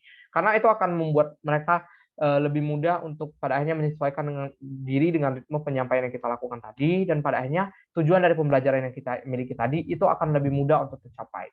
Itu sangat penting. Karena dalam dunia pendidikan, kita berbicara banyak side yang sangat diperlukan untuk memperhatikan kemungkinan siswa-siswa kita untuk dapat mampu menerima informasi yang kita sampaikan dan juga belajar dari apa yang kita sampaikan. Nah, dari beberapa penyampaian saya tadi, sebenarnya itu saya dasarkan atas beberapa pengalaman yang saya miliki, entah itu di dunia debat, public speaking pada umumnya seperti di organisasi, dan juga pengalaman pribadi saya mungkin dalam bentuk komunikasi saya dengan keluarga ataupun juga dengan keponakan-keponakan saya. Jadi beberapa hal yang saya masukkan tadi juga didasarkan atas riset, baik riset pribadi maupun juga riset di beberapa media-media online untuk memastikan bahwasanya materi tersebut sudah sesuai atau belum untuk kita implementasikan, terutama bagi kawan-kawan semua dalam dunia pendidikan di tingkat sekolah dasar. Nah, ringkasannya apa? Ini adalah beberapa ringkasan dari pembicaraan yang kita lakukan tadi. Mulai dari dalam dunia pendidikan ataupun juga bentuk komunikasi yang ada, terutama misalnya komunikasi yang memiliki tujuan atau value yang jelas untuk kamu sampaikan, misalnya ini harus seperti ini, atau setelah komunikasi ini mereka harus bisa mengerti hal ini. Pertama, secara simpel kita harus tahu dulu problemnya apa. Problem di sini dapat kamu analisis dari beberapa sisi. Satu, coba temukan kesulitan siswa Anda. Kesulitan pemahaman kah, ataupun juga starting yang berbeda, ataupun juga bentuk pendekatan yang harus berbeda. Itu harus kamu ketahui satu persatu. Ini harus menjadi fokus kamu agar kamu tahu di mana bentuk-bentuk pemasukan materi yang bisa kamu lakukan. Oh, ketika misalnya kamu tahu siswa saya punya kekurangan di sini, ini bisa dimasukkan dengan materi seperti ini, atau ini bisa di backup dengan materi seperti ini, atau ketika misalnya mereka punya sistem yang kesulitan yang lain, kamu udah punya counternya, kamu udah ngerti gitu, gimana harus mengcounter beberapa permasalahan tersebut. Nah, setelah kamu tahu problem tadi, baru kamu melakukan analisis tadi. Analisis ini untuk menentukan solusi yang ada. Tentukan analisis pemecahannya bisa dari sumber internet sebagai media search kamu, ataupun juga melalui trial and error di kelas kamu. Karena belum tentu yang di internet itu bisa pas, ataupun juga belum tentu dari sumber lain ataupun juga saran atau metode yang dimiliki oleh orang lain itu akan match dengan problem yang kamu miliki. Jadi akan ada banyak kemungkinan yang dapat terjadi. Dan dari kemungkinan itu, kamu dapat melakukan bentuk-bentuk percobaan trial and error untuk melihat, oh apakah ini cocok untuk siswaku atau enggak gitu. Nah, selanjutnya, ketika kamu sudah melakukan analisis, kamu pasti akan menemukan solusinya. Entah itu solusi yang udah pasti fix, itu yang menjadi solusi utama, ataupun juga pada akhirnya tetap harus membutuhkan update ataupun juga perubahan-perubahan lagi. Berikan solusi yang dapat memupuk kreativitas, kekompakan, dan juga eksplorasi mereka. Karena ketika kita belajar mengenai pendidikan di tingkat siswa, di sekolah dasar, mereka adalah entitas yang masih dapat dikatakan bersih, ataupun juga masih sangat mudah untuk terpengaruh banyak hal. Jadi apa yang kita masukkan kepada mereka adalah hal yang harus menjadi suatu hal yang representatif baik di depan mereka. Mengapa demikian juga? Karena apa yang dilakukan oleh anak-anak cenderungnya adalah atas apa yang mereka lihat di mata mereka dan apa yang menjadi rekaman di memori mereka. Nah, ketika kita melakukan cara yang baik dengan metode pendekatan yang baik, itu akan dilihat oleh mereka dan pada akhirnya direkam oleh mereka untuk menjadi, oh ini loh yang harus saya lakukan ketika saya menghadapi kondisi seperti ini. Nah, ketika kita menggunakan cara yang buruk, ya kita sudah tahu pasti mereka juga pasti akan berkemungkinan untuk menggunakan cara yang buruk tadi. Itu yang harus kita sadari. Terutama berbicara dalam konteks anak-anak kecil, kita semua sadar nggak sih, kenapa dulu ketika kita masih kecil, kita masih kecil, waktu itu terasa sangat lama. 1 hari itu bisa lama banget, atau 1 jam itu bisa lama banget. Sedangkan saat ini 1 hari itu berasa cepat banget. Kadang 24 jam tuh nggak cukup untuk melakukan satu hal. Kalau di sini ada beberapa orang yang notice, itu ada penjelasan logisnya. Di mana ketika kamu kecil, seluruh hal yang kamu temui itu adalah memori baru. Dalam artian apa? Ketika itu memori baru, kamu pasti akan merekam itu secara maksimal, dan pada akhirnya itu akan membutuhkan waktu yang lebih lama dan membuat psikologi kamu berbicara kalau waktu itu termanfaatkan dengan maksimal dan lama gitu. Nah, ketika kamu udah besar, memori ini udah bukan lagi, setiap kamu ketemu ini bukan lagi memori baru. Cenderungnya adalah kebanyakan memori yang mungkin udah berulang ataupun juga suatu hal yang mungkin sudah berulang. Nah, ini akan terasa lebih cepat karena kamu sudah mendapatkan memori pengulangan. Nah, tipping point-nya apa atau bentuk benang merahnya apa? Ketika kita sadar anak-anak seperti ini masih mendapat memori baru terus, jadi kita harus mensuplai mereka dengan hal-hal yang baik, metode yang tepat, dan juga cara yang maksimal dan optimal tadi untuk mereka. Sehingga apa yang mereka dapat nanti itu akan mereka implementasikan dengan cara yang baik juga, karena contoh yang mereka dapatkan juga baik. Itu yang seharusnya kita tahu dan kita sadar apabila kita menjadi seorang pendidik atau juga orang yang memiliki tanggung jawab untuk membagi ilmunya kepada orang lain. Itu yang mungkin beberapa hal yang mungkin dapat dilakukan atau diimplementasikan ketika kita berusaha untuk mentransfer ilmu kita ataupun juga berbicara dengan orang-orang yang ada di sekitar kita. Mungkin itu adalah beberapa hal yang dapat diimplementasikan oleh kawan-kawan terkait materi-materi mengenai bagaimana public speaking dan juga komunikasi yang efektif, terutama dalam ranah guru dan juga siswa. Saya berharap sekali dari materi ini dapat mungkin terjadi diskusi di antara kita ataupun juga akan dikembangkan oleh kawan-kawan untuk dapat diimplementasikan dalam metode pembelajaran ataupun juga diskusi dalam dunia pendidikannya. Mungkin itu saja penyampaian dari saya. Saya tutup sesi presentasi ini ataupun juga sesi penyampaian ini sebelum lanjut ke diskusi dengan satu quotes di mana one child, one teacher, one pen, and one book can change the world. Jadi satu anak-anak dengan satu guru, satu pena dan satu buku itu dapat merubah dunia ini menjadi jauh lebih baik. Oleh karena itu peran guru sangatlah besar. Jadi semoga melalui adanya webinar ini kita dapat mengimprove cara penyampaian kita untuk memaksimalkan potensi yang dapat kita sampaikan kepada orang-orang yang mungkin dapat menerima penyampaian dari kita di kemudian hari. Mungkin itu saja. Saya kembalikan kepada moderator. Terima kasih. Terima kasih nih Kak Rian. Penyampaian materinya tadi sangat-sangat bermanfaat dan juga menarik. Seperti yang saya katakan tadi, bahwa apabila di sesi ini ada yang ingin bertanya, dipersilakan untuk bertanya. Untuk teman-teman yang mau bertanya, disilakan untuk raise hand terlebih dahulu, ataupun bisa mengetikkan pertanyaannya di room chat.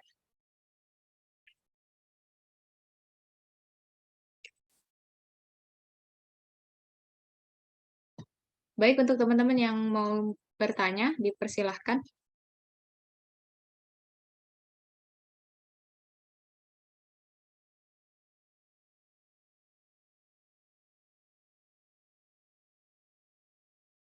Oke, sudah ada satu orang yang ingin bertanya nih. Dari Rika Damayanti. Kepada Rika, saya persilahkan. Baik, terima kasih Saudari Latifa atas waktu dan kesempatannya. Bismillahirrahmanirrahim. Assalamualaikum warahmatullahi wabarakatuh. Sebelumnya perkenalkan, nama saya Rika Damayanti dari Prodi PGSD Angkatan 2021. Izin bertanya Kak Rian, dan sebelumnya terima kasih atas materi yang sangat bermanfaat bagi kami. Mungkin ini pertanyaannya dari pengalaman Rika dulu, Kak. Kan guru Rika SD dulu sering memberikan materi melalui lisan atau dalam bentuk ceramah. Nah, sedangkan Rika mengerti dan sedangkan teman Rika yang lainnya itu susah untuk mengerti, Kak. Namun, ketika ada dalam bentuk praktek, ia sangat lincah dalam memahaminya. Jadi pertanyaannya itu bagaimana strategi agar kedua jenis siswa ini dapat mengerti dalam satu waktu yang sama, antara yang dapat mengerti dalam penjelasan lisan dan dalam penjelasan praktek gitu Kak. Lalu pertanyaan yang kedua itu bagaimana cara memahami komunikasi dari siswa yang berada di kelas rendah. Misalnya siswa kelas 1, kelas 2, kelas 3. Karena kan anak SD kelas 1, kelas 2 itu masih, kalau ngomong itu masih acak-adur gitu ya Kak. Nah bagaimana ketika kita menjadi guru nanti untuk memahami siswa-siswa tersebut. Mungkin kurang lebih itu Kak yang mau ditanyakan. Terima kasih Kak. Oke, terima kasih Rika atas pertanyaannya. Mungkin Kak Rian langsung dijawab atau kita kumpulin dulu nih Kak pertanyaannya. Mungkin boleh diulang sedikit nggak? Karena tadi tiba-tiba ada yang nelpon aku, jadi koneksi aku terputus. Mungkin untuk Rika bisa diulang pertanyaannya. Yang pertanyaan pertama dulu ya. Baik Kak, jadi pertanyaan yang pertama tadi itu kan ada pengalaman Rika SD dulu, di mana guru Rika ini sering sekali memberikan materi melalui lisan atau dalam bentuk ceramah. Nah, untuk Rika sendiri itu mudah memahaminya, sedangkan untuk teman Rika yang lainnya itu susah untuk memahami materi yang diberikan secara lisan. Namun ketika dalam bentuk praktek, teman Rika tadi sangat lincah dalam memahaminya. Nah, jadi pertanyaannya itu bagaimana strategi guru agar kedua jenis siswa ini dapat mengerti dalam satu waktu yang sama. Lalu pertanyaan yang kedua itu, bagaimana cara guru dapat memahami siswa dalam berkomunikasi yang dimana siswa tersebut adalah kelas 1, kelas 2, kelas 3, atau dapat disebut di kelas rendah gitu Kak. Yang dimana komunikasi bagi siswa kelas 1, kelas 2, kelas 3 itu kan kurang efektif ya Kak dalam komunikasinya. Nah, itu bagaimana cara guru memahami komunikasi antara siswa tersebut. Mungkin itu saja Kak, terima kasih. Oke, mungkin Kak diulangi lagi pertanyaan yang pertama tadi, bagaimana cara seorang siswa yang daya tangkapnya yang ini satu tadi, dia kalau dijelasin secara lisan dia ngerti, sedangkan yang satunya tadi dia kurang ngerti Kak kalau lisan. Nah, untuk yang kedua ini, tapi yang kedua yang kurang ngerti secara lisan tadi, dia kalau praktek itu sangat lincah, sangat gimana ya?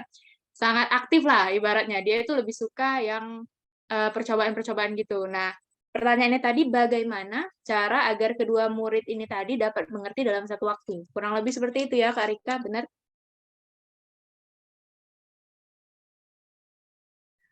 Iya, benar Kak. Oke. Terima kasih sebelumnya pada Latifah dan juga Rika yang sudah memberikan pertanyaan pertama.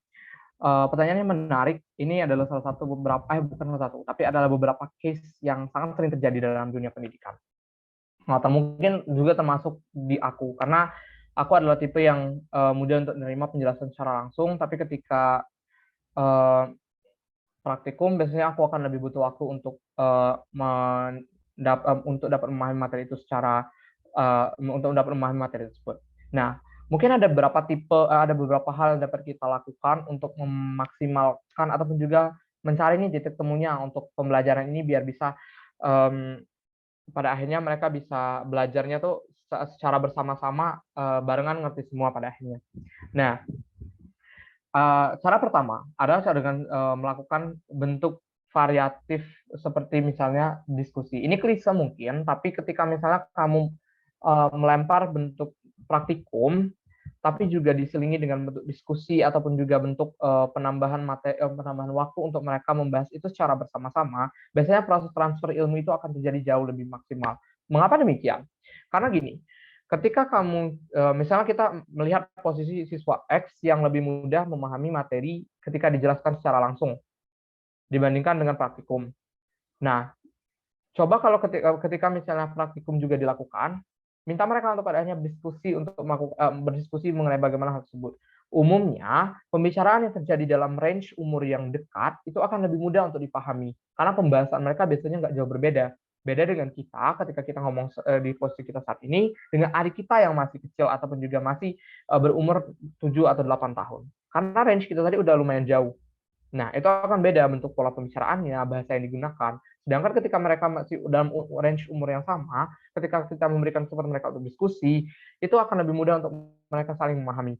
Nah, ketika misalnya ada suatu hal yang mungkin membuat mereka tidak bisa memahaminya, ataupun juga dalam istilah kita mentok gitu, nah nggak dapat tuh apa sih solusinya, baru kamu masuk ke ruang itu untuk memberikan arahan kamu bagaimana dan bagaimana. Nah, biasanya ketika ini terjadi, bentuk komunikasi yang seperti ini itu akan membuat satu yang mudah paham penjelasan tadi, dia dapat mentransfer ilmunya, dia bakal mengulang ilmunya, dan pada akhirnya dia bakal lebih paham. Dan kedua, siswa yang mungkin lebih paham di bidang melalui praktikum tadi, dia akan lebih mudah juga untuk dapat memahami hal tersebut karena dia dapat transfer ilmu dari kawannya juga langsung. Dan yang ketiga adalah apa? Kamu secara tidak langsung juga akan belajar gimana sih tipe mereka ini dalam berbicara, dalam apa sih yang diharapkan mereka ini dalam penikmat materi gitu. Mereka akan kamu bakal lebih lihat mereka, dan padahal kamu akan lebih bisa untuk menyesuaikan diri kamu gitu untuk masuk ke range mereka. Dan pertanyaan kedua tadi mengenai bagaimana kita lihat tipe komunikasi ataupun juga bentuk komunikasi yang efektif mungkin ya untuk misalnya anak-anak dalam standarisasi yang berbeda, misalnya kelas 1, kelas 2, dan kelas 3. Nah, biasanya gini ya, kalau guru di sekolah SD itu kadang-kadang ada yang ngajar kelas 1, ada yang ngajar kelas 2, kelas 3 barengan gitu ya, jadi 1 dan 3. Jangan pernah berharap untuk tembak rata tiga posisi ini. Itu dia scale-nya lumayan besar. Sekecil kamu belajar dalam satu kelas, belum tentu anak-anak dalam satu kelas itu akan sama semua. Misalnya ada 24 anak tuh, belum tentu 24 anak itu punya tipe yang sama semua. Jadi kamu harus gimana caranya biar tahu, itu adalah dengan trial and error sih kurang lebih menurut aku. Kamu bisa mungkin kayak variasiin dulu, mungkin ketika baru masuk, kamu variasiin dulu metode pembelajaran ini bakal seperti apa. Misal kamu udah punya knowledge base 4 tipe penyampaian nih, teknik penyampaian. Nah, coba kamu satu-satu trial dulu, kayak minggu ini kita coba kayak gini, minggu kedua kita coba kayak gini, atau minggu ketiga kita coba kayak gini. Nanti bakal ketemu tuh titik tengahnya, mana sih yang paling dominan di anak-anak nih. Jadi itu yang bakal jadi prioritas utama dulu. Nanti kalau misalnya ada lagi yang lain, baru diubah lagi materinya. Jadi kayak buat selingan, dan juga pada akhirnya mereka juga akan tertarik. Tapi nah gitu juga ketika kamu membahas misalnya di kelas 3, kelas 2, kelas 1, kamu juga harus lihat nih, anak-anak ini kelas 1 ini kan biasanya masih awal banget tuh, mereka harus pengenalan, harus lebih demong lah kalau kita ngomonginnya. Jadi kita harus punya pendekatan yang lebih soft gitu. Kita harus selain dengan cara trial and error tadi, jelas dengan base melalui internet sih. Karena kamu bisa lihat mungkin di YouTube ataupun juga di sumber-sumber internet, ini tipe-tipe anak kelas 1 ini kayak gimana, tipe-tipe anak kelas 2 ini kayak gimana, atau tipe-tipe anak kelas 3 ini kayak gimana. Itu bisa jadi modal kamu sebelum melakukan pendekatan langsung. Jadi kayak sebelum kamu terjun langsung, kamu udah punya modal, jadi kamu udah bisa prevent tuh beberapa hal yang mungkin dapat terjadi. Nah, penyesuaiannya tinggal ketika kamu langsung melakukannya atau terjun langsung tadi gitu, kamu bakal tahu gitu, oh ini kayak gini gitu. Mungkin itu sih. Silakan mungkin kalau misalnya masih ada yang mau ditanya lagi dulu. Mantep banget nih jawabannya. Gimana nih Kak Rika? Apa masih ada yang mau ditanyain? Mungkin sudah cukup Kak Latifah. Terima kasih Kak Rian atas jawabannya, sangat mudah dimengerti Kak. Sama-sama Kak Rika. Langsung aja, mungkin peserta yang lain ingin bertanya, dipersilahkan.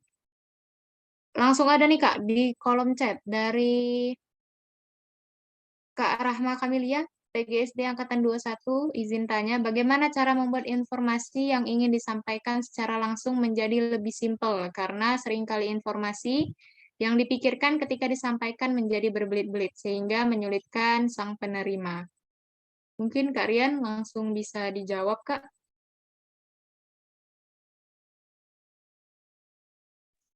Oke, sebentar aku coba izin baca pertanyaan sekali lagi ya.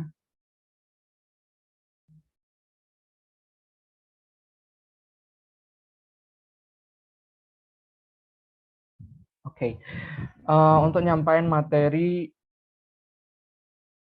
secara langsung dan itu jadi lebih simpel. Simpelnya kalau aku gini, aku adalah tipe yang senang kayak ngomong depan cermin juga ketika aku mau menyampaikan satu hal. Kayak seperti ini misalnya, aku kadang latihan, sebelum debat juga aku kadang latihan untuk coba ngoceh depan cermin gitu. Biasanya kamu bakal ketemu tuh ini kalimat yang nggak efektif, ganti. Ini kalimat yang nggak efektif, ganti. Ini kalimat yang nggak efektif, ganti. Nanti bakal ketemu kalimat-kalimat efektif. Tapi biasanya itu akan lebih butuh waktu sih. Kayak kamu harus nyempetin waktu buat practice, dan juga kamu harus make sure ya apakah ini udah tepat atau belum gitu. Nah, secara simpel biar kamu tuh bisa jadi lebih efektif dalam menyampaikan satu hal, kamu harus cari inti poin dari pembicaraan yang kamu inginkan. Kalau kamu memang tipe yang kayak susah buat ngapal gitu. Kayak misalnya gini, PPT aku tadi, sesimpel bahas PPT tadi. Banyak orang yang malas banget untuk mencari titik kunci dari satu hal penyampaian gitu. Jadi kayak buat PPT, copy paste, masukin satu teks, satu paragraf gitu dalam PPT. Ya kan nggak bisa kayak gitu. PPT seharusnya cuma poin. Jadi kamu harus cuma taruh poin-poinnya doang. Nah, kamu harus tahu tuh poinnya pembicaraan kamu ini apa, key poinnya apa. Misalnya kamu mau nyampein topik misalnya tentang apa ya kalau ke anak-anak nih kenakalan remaja tuh. Kenakalan remaja kan nggak boleh. Nah, tipping poinnya apa? Satu, kenakalan remaja nih jelasin apa. Kenakalan remaja definisi tulis. Terus dua, bentuknya gimana. Tiga, ini nggak boleh karena apa. Jadi kayak catat poin-poinnya aja dulu. Biasanya dengan hal kayak gitu kamu bakal bisa lebih terstruktur, simple, dan juga pada akhirnya kamu punya mapping pembicaraan kamu tuh kayak aku abis ini ngomongin apa, abis ini aku ngomongin apa. Karena kalau kayak kita cuma mentok-mentok modal ngapalin di sini doang, karena misalnya juga lupa. Gitu juga di debat. Aku nggak bisa cuma ngandelin ingatan doang, karena itu benar-benar nggak bakal bisa. Jadi aku biasanya tulis di Google Doc, aku catat dulu lengkap materinya, udah tahu tuh kayak notes-nya di bagian ini. Nah, itu yang aku lakukan untuk membuat pembicaraan aku jadi lebih simpel, dengan event waktu yang terbatas, kita bisa menyampaikan materi yang maksimal gitu. Kayak gitu mungkin sih. Mungkin kalau masih ada pertanyaan lanjut kan?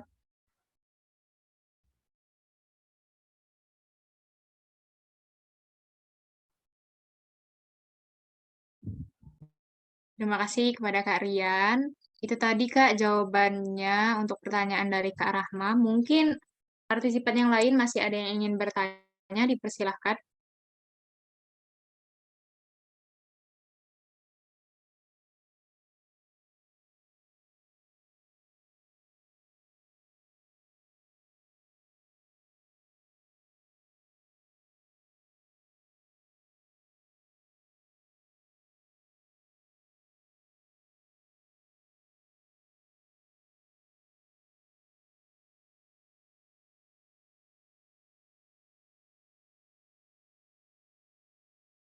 Silakan bertanya ya teman-teman, karena kita hari ini ditemani sama narasumber yang hebat banget nih. Eh, Baik itu pengalamannya maupun prestasinya udah nggak diragukan lagi dalam bidang public speaking. Nah itu kan sangat penting ya untuk kita sebagai calon guru nanti untuk memahami ataupun bisa dalam berpublic speaking ya.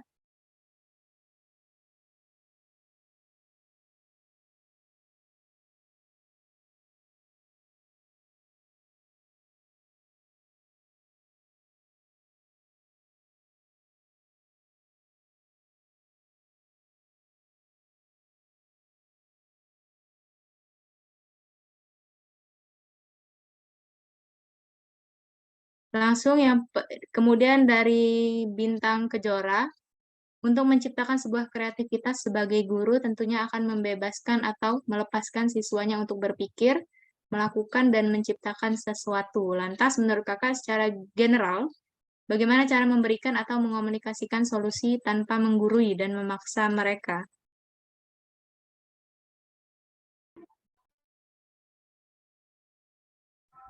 Sorry, aku off speak tadi. Wait.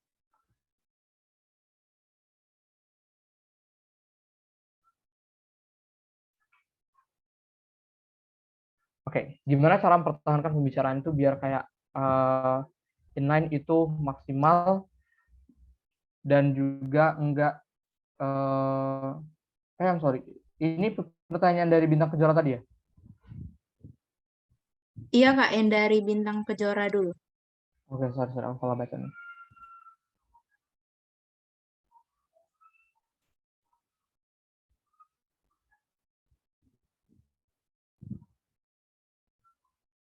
Oh, I see. Gimana cara kita biar bisa membuat sesuatu nyaman ya intinya dalam pembicaraan yang kita lakukan untuk dapat tipping point pada akhirnya hasil dan output pembicaraan kita tadi maksimal dan juga enggak lari kemana-mana gitu. Kalau aku, tipe aku dalam melakukan pembicaraan, sebelum melakukan pembicaraan, aku akan riset dulu. Kayak tadi, sebelum aku mastiin aku bakal ngisi webinar di sini, aku udah make sure dulu. Kira-kira aku bakal gunain tipe pembicaraan kayak gimana. Aku mau tanya dulu kepada orang yang menghubungi aku untuk ngisi webinar ini, besok audiensnya siapa aja, kira-kira bakal kayak gimana. Terus juga mungkin apakah ada orang-orang tertentu yang harus dinotis gitu. Nah, itu yang menjadi perhatian aku terlebih dahulu. Nah, ketika kita udah tahu siapa aja yang bakal kita ajak bicara, kita harus bisa juga memposisikan diri sebagai mereka gitu. Nah, kayak gini, aku udah sadar kan pembicara yang bakal aku ajak bicara ini adalah rata-rata orang-orang yang masih seumuran dengan aku gitu. Nah, jadi pembicaraan yang aku gunakan itu lebih santai. Jadi kayak ketika orang mau berbicara, mau bertanya kepada aku, mereka juga lebih santai gitu. Beda kasusnya ketika misalnya aku harus diminta berbicara depan para dosen ataupun juga depan orang-orang yang mungkin harus aku hormati, aku nggak bisa menggunakan bahasa kayak aku doang atau yang kayak lebih informal gitu. Aku harus menggunakan bahasa yang formal. Nah, cara memberitahu juga dengan cara yang tidak menggurui mereka mungkin adalah dengan cara kita memposisikan diri sebagai teman mereka. Biasanya ini yang paling efektif dalam suatu bentuk pembicaraan. Entah kita yang seumuran atau kita yang lebih tua atau kita yang harus mengomong adik-adik itu. Jadi kita harus bisa kayak memberikan posisi sebagai kita itu teman mereka. Jadi mereka nyaman gitu. Gimana ketika mereka punya masalah mereka cerita, gimana ketika mereka punya problem mereka baliknya ke kamu untuk bercerita gitu. Karena ketika mereka nyaman, mereka bakal tahu apa nih oh aku nih bisa sharing loh sama ibu ini, aku nih bisa sharing loh sama kakak ini. Itu yang seharusnya bisa kita lakukan. Nah, gimana cara buat mereka nyaman? Cara buat mereka nyaman adalah dengan memaksimalkan bentuk pendekatan kamu tadi. Bentuk pendekatan yang dapat kamu lakukan tadi ya mungkin jangan tembak rata gitu siswa kamu kayak mereka bisa menerima ini semua dengan cara seperti ini semua. Kamu harus bisa nggunain beberapa tools yang aku sebutin sebelumnya, kayak kamu harus trial and error dulu beberapa jenis pendekatan, kamu juga harus tahu dulu gimana ritme mereka dalam berpikir ataupun juga menerima suatu hal. Begitu juga ketika kamu beritahu mereka, karena ketika kamu kayak misalnya gini loh, ketika kamu udah bestie, kamu ngasih tahu tuh nggak perlu kayak, Din, sorry ya sebelumnya kayak aku harus ngasih kayak gini-gini gitu nah, nggak gitu banget. Bahkan sesimpel kayak ngingetin depan umum aja kayak kawan kamu nggak bakal tersinggung loh. Nah gitu juga ketika kamu berbicara dengan adik-adik dari umur yang di bawah kita gitu. Kamu harus bisa dulu kayak gimana sih membuat mereka tuh nyaman kayak benar-benar kalau sama kamu tuh mereka bukan yang bakal kayak aduh aku bakal kayak gini, aku bakal kayak gini, aku bakal kayak gini, aku bakal di mana atau gimana. Bukan berarti juga kamu harus membuat mereka kayak akhirnya kayak kurang ajar ke kamu, tapi kamu harus bisa cari ritmenya di mana buat mereka tuh kayak percaya ke kamu punya kesempatan untuk masuk ke frekuensi mereka untuk membuat mereka pada akhirnya tuh diberitahu oleh kamu itu nggak bakal marah, ketika kamu tegur juga mereka bakal nurut, bahkan tanpa perlu marah-marah mereka udah nurut dengan kamu. Itu yang bisa kamu lakukan mungkin. Nah, caranya apa ya? Dengan pendekatan-pendekatan yang sifatnya soft tadi, karena kita berbicara dengan adik-adik pada rentang umur yang masih muda dan juga masih labil, benar-benar labil lah intinya tuh kayak benar-benar masih butuh bentuk pendekatan yang sangat lembut, tertata dan juga baik tuh. Mungkin itu sih yang dapat dilakukan. Kalau ada pertanyaan lanjutan silakan.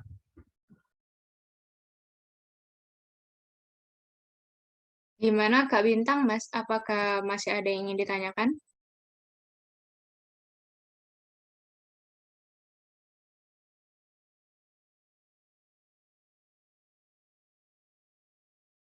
Sepertinya udah jelas nih Kak. Langsung aja kita move ke pertanyaan selanjutnya. Dari Kak Rosa, bagaimana cara menjaga komunikasi agar dari awal sampai akhir itu tetap menarik? Mungkin dipersilakan untuk kalian.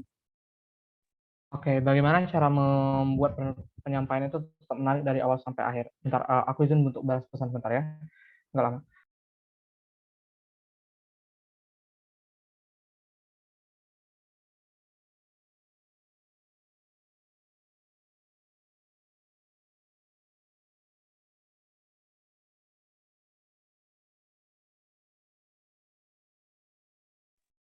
Bagaimana untuk menyampaikan materi itu dengan tetap menjaga itu menarik. Misalnya dalam 30 menit, ya selama 30 menit itu tetap menarik.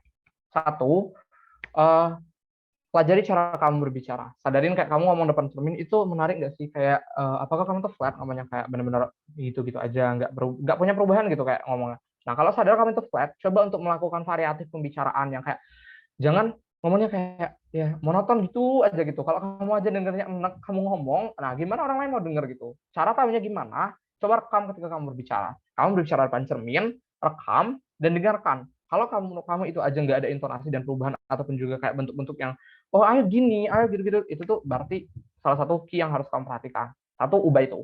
Dua, kalau kamu udah tahu itu salah, mulai cari cara juga untuk membuat hal-hal lain yang pada akhirnya kayak dalam beberapa menit kamu bakal bisa mengajak mereka untuk ya memrefresh otak mereka ketika mendengarkan kamu, entah itu ice breaking ataupun juga media-media lain yang dapat kamu lakukan untuk membuat mereka menjadi lebih santai dan luas ketika mendengarkan apa yang kamu lakukan. Kamu harus bermain kreatif di sini. Jadi kayak kamu harus nyediain apa buat game ataupun juga kamu harus membuat atensi mereka tertarik gitu ketika mengikuti kelas kamu, entah berupa reward ataupun juga kayak ya interaksi secara langsung kayak diajak ngobrol salah satu gitu ketika kamu menyampaikan satu hal gitu biar kayak oh atensinya tuh berubah gitu ritmenya. Jadi kayak ada beberapa hal yang mungkin bisa kamu lakukan, entah itu preventif ataupun juga kayak penanggulangan sebelum kamu melakukan itu. Tapi case-nya apa? Ketika misalnya kamu memang nggak ada persiapan dan kamu melihat audiens kamu itu udah bosen gitu, coba untuk kayak kamu juga harus bisa melakukan improvisasi, misalnya kayak uh, ya entah dengan misalnya kayak kasih pertanyaan simple yang kayak benar-benar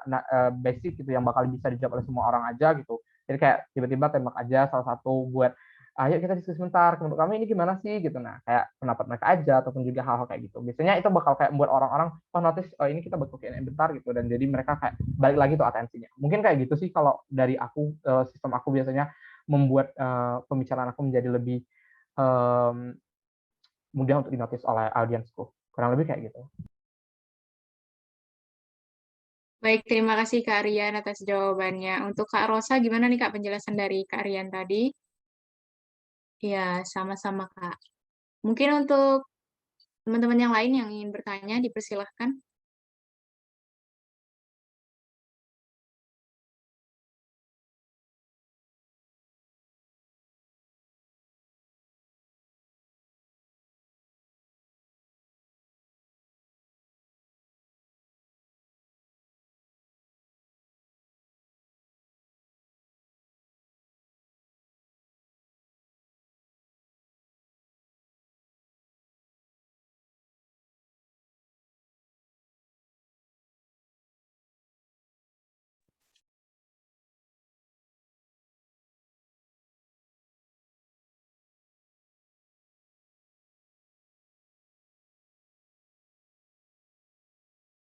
Ya, kepada Kak Nadia, dipersilahkan Kak.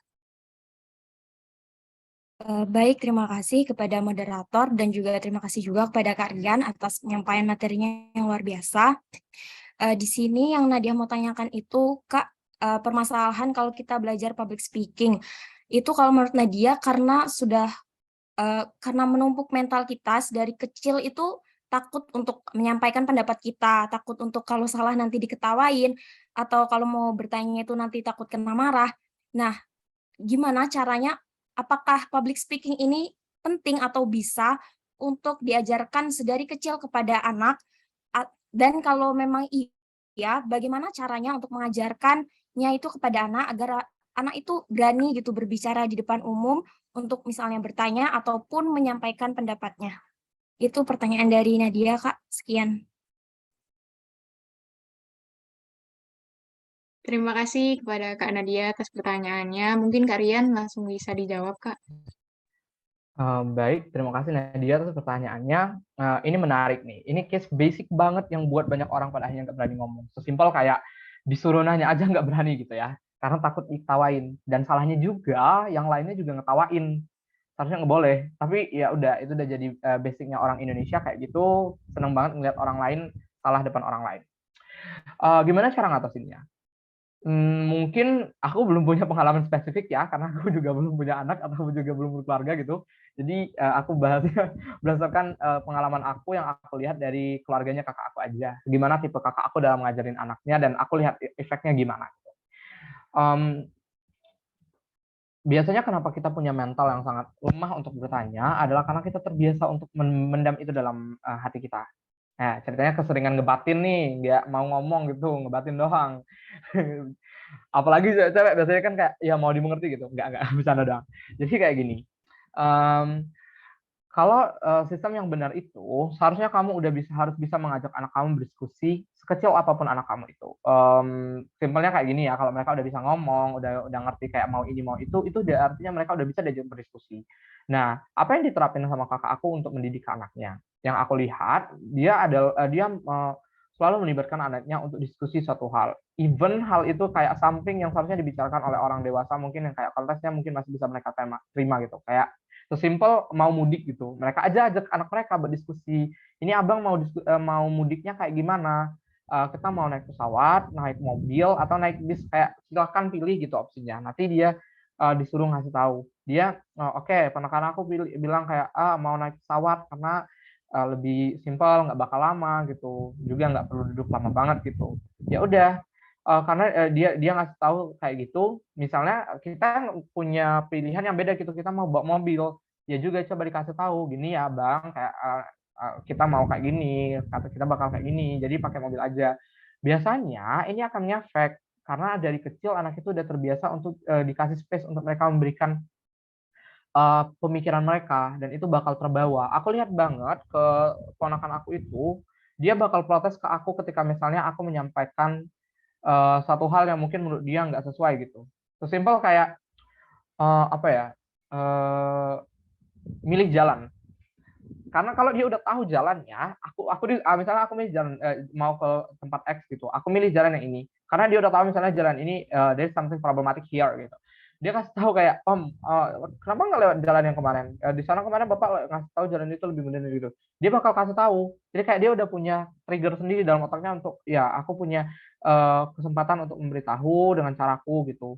Nah, dari situ juga kita bisa mulai remind mereka untuk selalu menyampaikan apa yang seharusnya mereka bisa sampaikan gitu.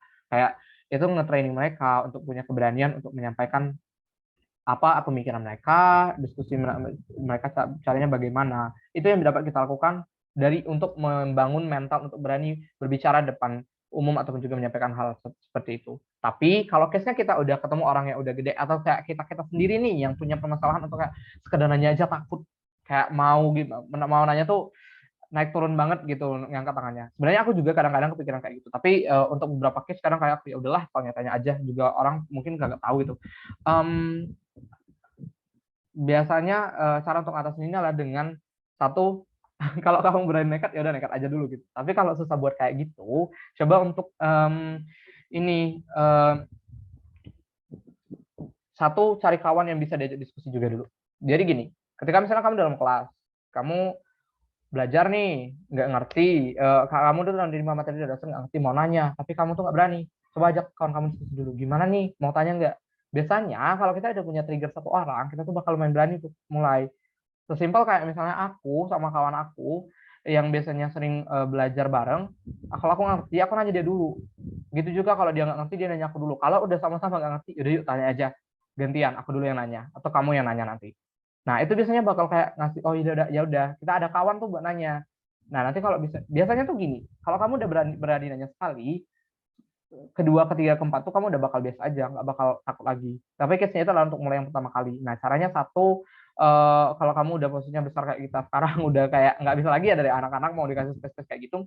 Jadi usahakan untuk cari circle dan juga cari kawan yang mungkin bisa nge-trigger kamu juga untuk bertanya gitu. Tapi kalau misalnya case-nya kamu itu berdiri sendiri, mungkin kayak ya udah nggak sering banget tuh diskusi kayak gitu. Mungkin beberapa hal yang mungkin bisa kamu lakukan, entah itu bertanya secara langsung melalui private chat, ataupun juga kemudian kedua, kamu dapat ya solusinya tadi, kalau kamu nggak mau berani nanya langsung dan langsung tadi, mungkin nanya ke orang lain yang bisa lebih ngerti gitu, atau cari media lain gitu. Tapi aku saran banget buat kamu cari teman yang bisa sama-sama kayak gitu. Jangan temenan tuh kayak gini, iya aku nggak ngerti, iya sama aku nggak ngerti, ya udah nggak ngerti semua. Kebanyakan tuh kayak gitu, nggak boleh kayak gitu. Jadi kayak kalau bisa, kalau sama-sama nggak ngerti, ya udah tanya aja. Atau kalau misalnya nggak ngerti, diskusiin dulu di next pertemuan, tanya. Aku biasanya kayak gitu kalau sama kawan aku. Kita diskusi lagi habis MK, kalau misalnya sempat, kalau nggak ngerti mentok ya udah tanya aja.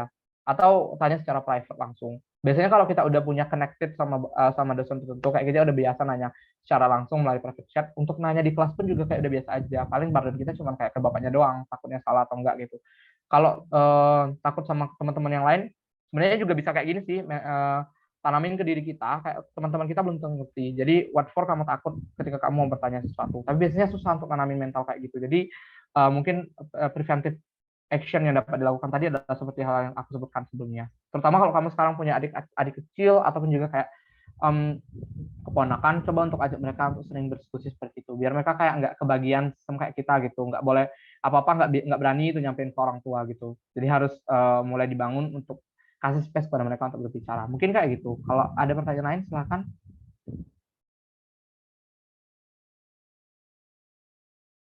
Mungkin untuk Kak Nadia, apakah masih ada yang ingin ditanyakan, Kak?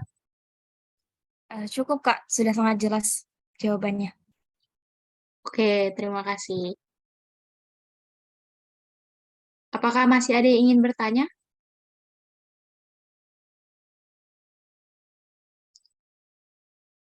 Jika tidak ada yang ingin bertanya lagi, maka dari itu saya bakal minta nih kesan dan pesan dari diskusi kita tadi ke partisipan. Saya akan pilih random. Mungkin untuk kakak-kakaknya dipersilakan mempersiapkan jawaban terlebih dahulu. Mungkin untuk Kak Fania Hairunisa, dipersilakan Kak. Gimana nih tanggapan kakak mengenai diskusi kita barusan?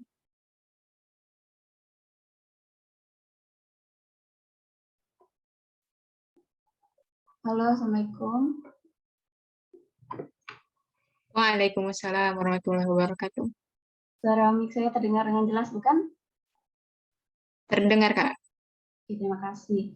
Terima kasih, Latifah, atas pilihannya kepada saya. Kesan dan pesan pada untuk semuanya. Penyampaian materi Kak Rian Al-Jumabeli sangat berguna, apalagi karena jurusan kita yang sangat membutuhkan untuk menghadapi sebagai calon guru ke depannya nanti, amin. Jadi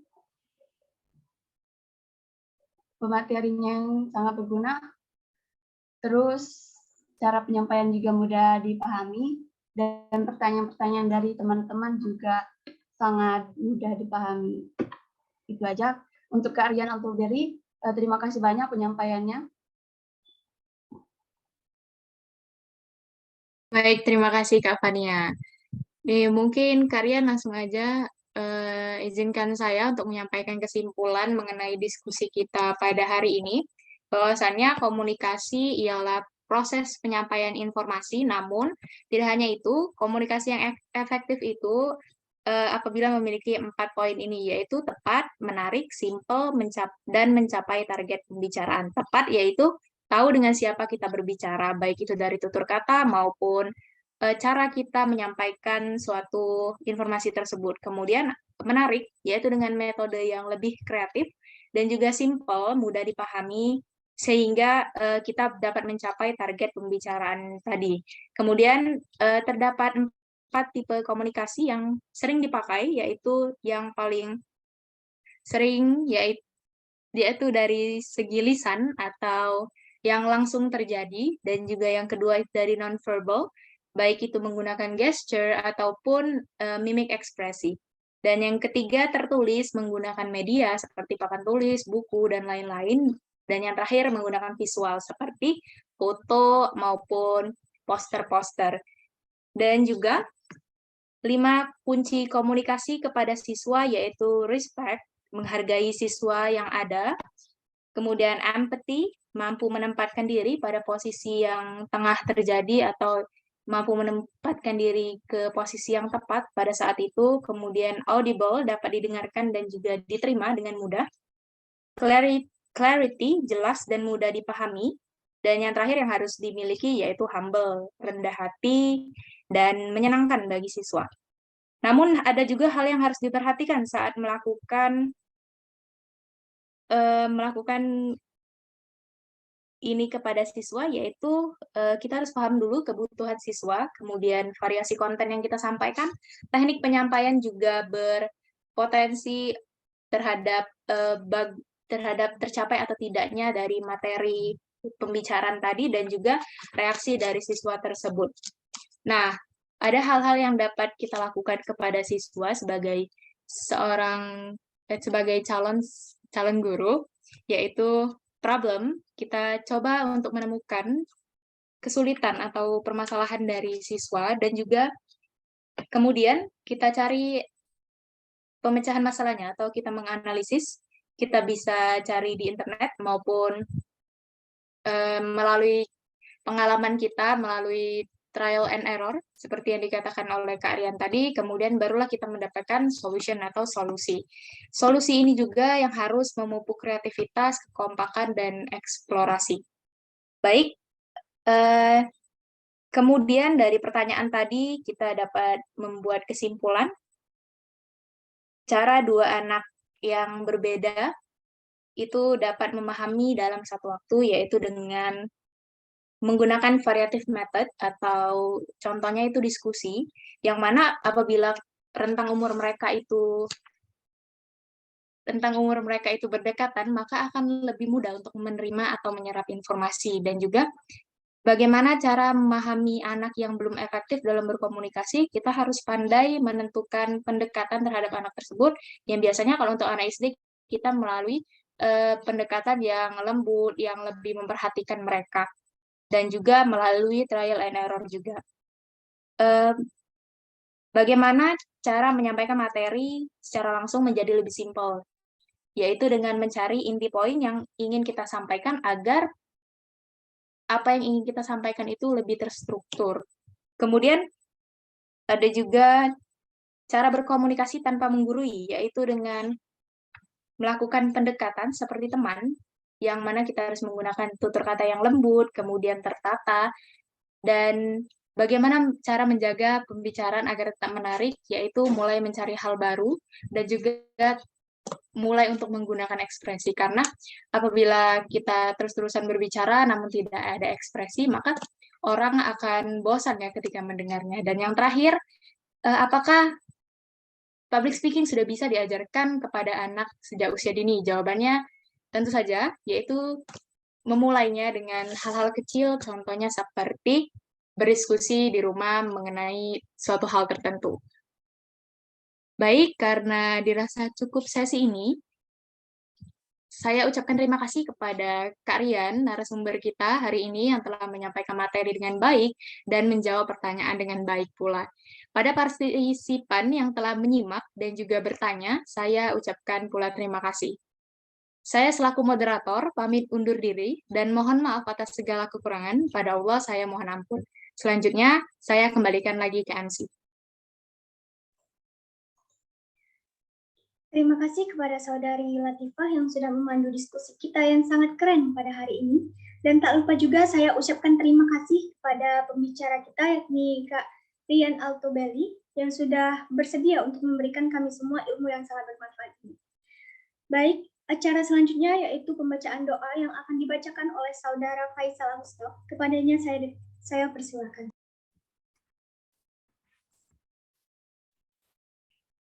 Assalamualaikum warahmatullahi wabarakatuh.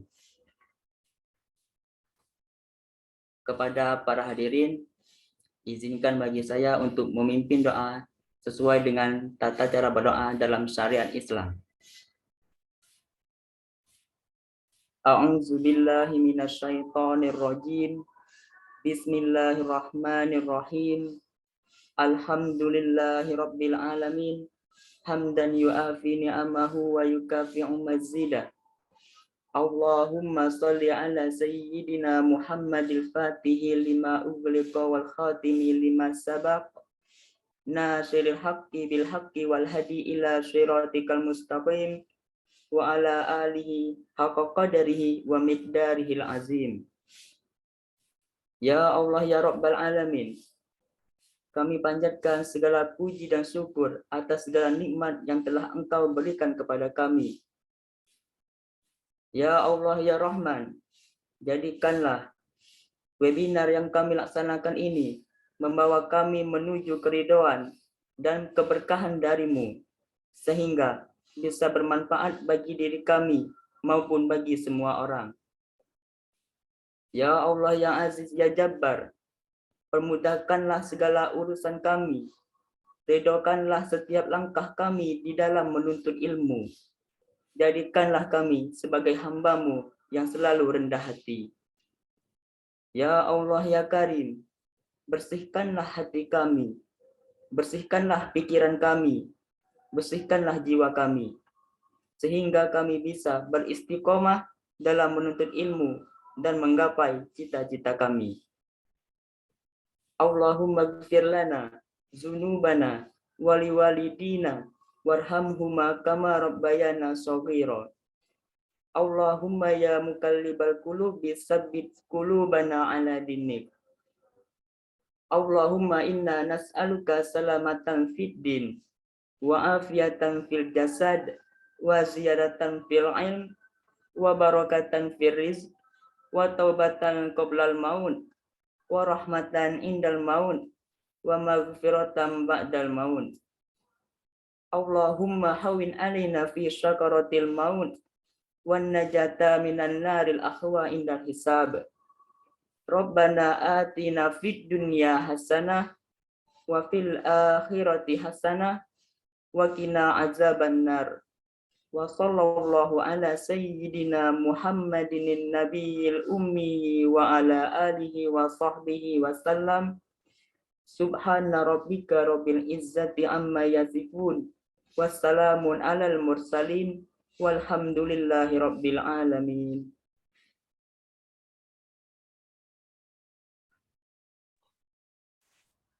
Terima kasih kepada Saudara Faisal atas pembacaan doanya. Semoga dapat memberikan manfaat yang besar bagi kita semua. Amin, amin, ya rabbal alamin. Setelah kita seruan-seruan bareng nih, sebagai bentuk dan tanda terima kasih kami kepada Kak Rian atas kesediaannya untuk bekerja sama turut mensukseskan kegiatan webinar kali ini. Kami ada sedikit kenang-kenangan berupa sertifikat yang akan diserahkan langsung oleh Saudari Ririn Septiani selaku Ketua Pelaksana webinar kita pada hari ini. Tim operator mohon bantuannya.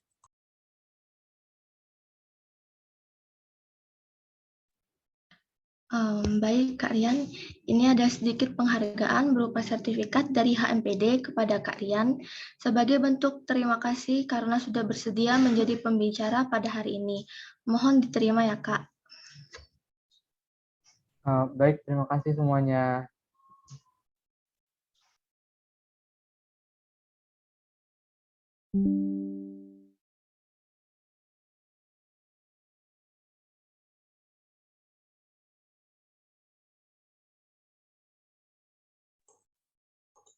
Baik, acara selanjutnya yakni pengambilan dokumentasi diharapkan kepada seluruh peserta Zoom untuk mengaktifkan kameranya serta memberikan senyum terbaiknya. Silahkan untuk teman-teman semua untuk mengaktifkan kameranya.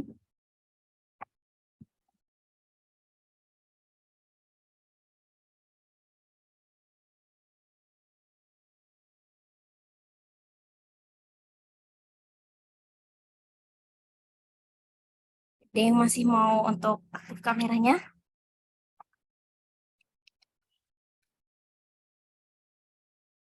Baik, langsung saja. 1, 2, 3.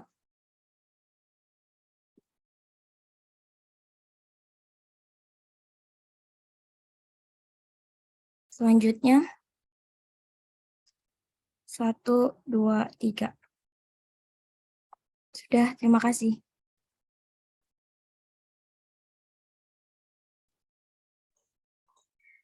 Baiklah, terima kasih kepada seluruh peserta Zoom yang telah mengaktifkan kameranya untuk pengambilan dokumentasi tadi. Baik, dengan selesainya sesi dokumentasi tadi, sampailah kita di penghujung acara. Saya ucapkan terima kasih atas kehadiran dan partisipasi hadirin sekalian. Sebelum ditutupnya acara pada hari ini, mewakili seluruh panitia penyelenggara, saya mohon maaf jika ada kesalahan. Kepada Allah kami mohon ampun. Saya, Latisha Arifutami, pamit undur diri. Terima kasih. Wassalamualaikum warahmatullahi wabarakatuh.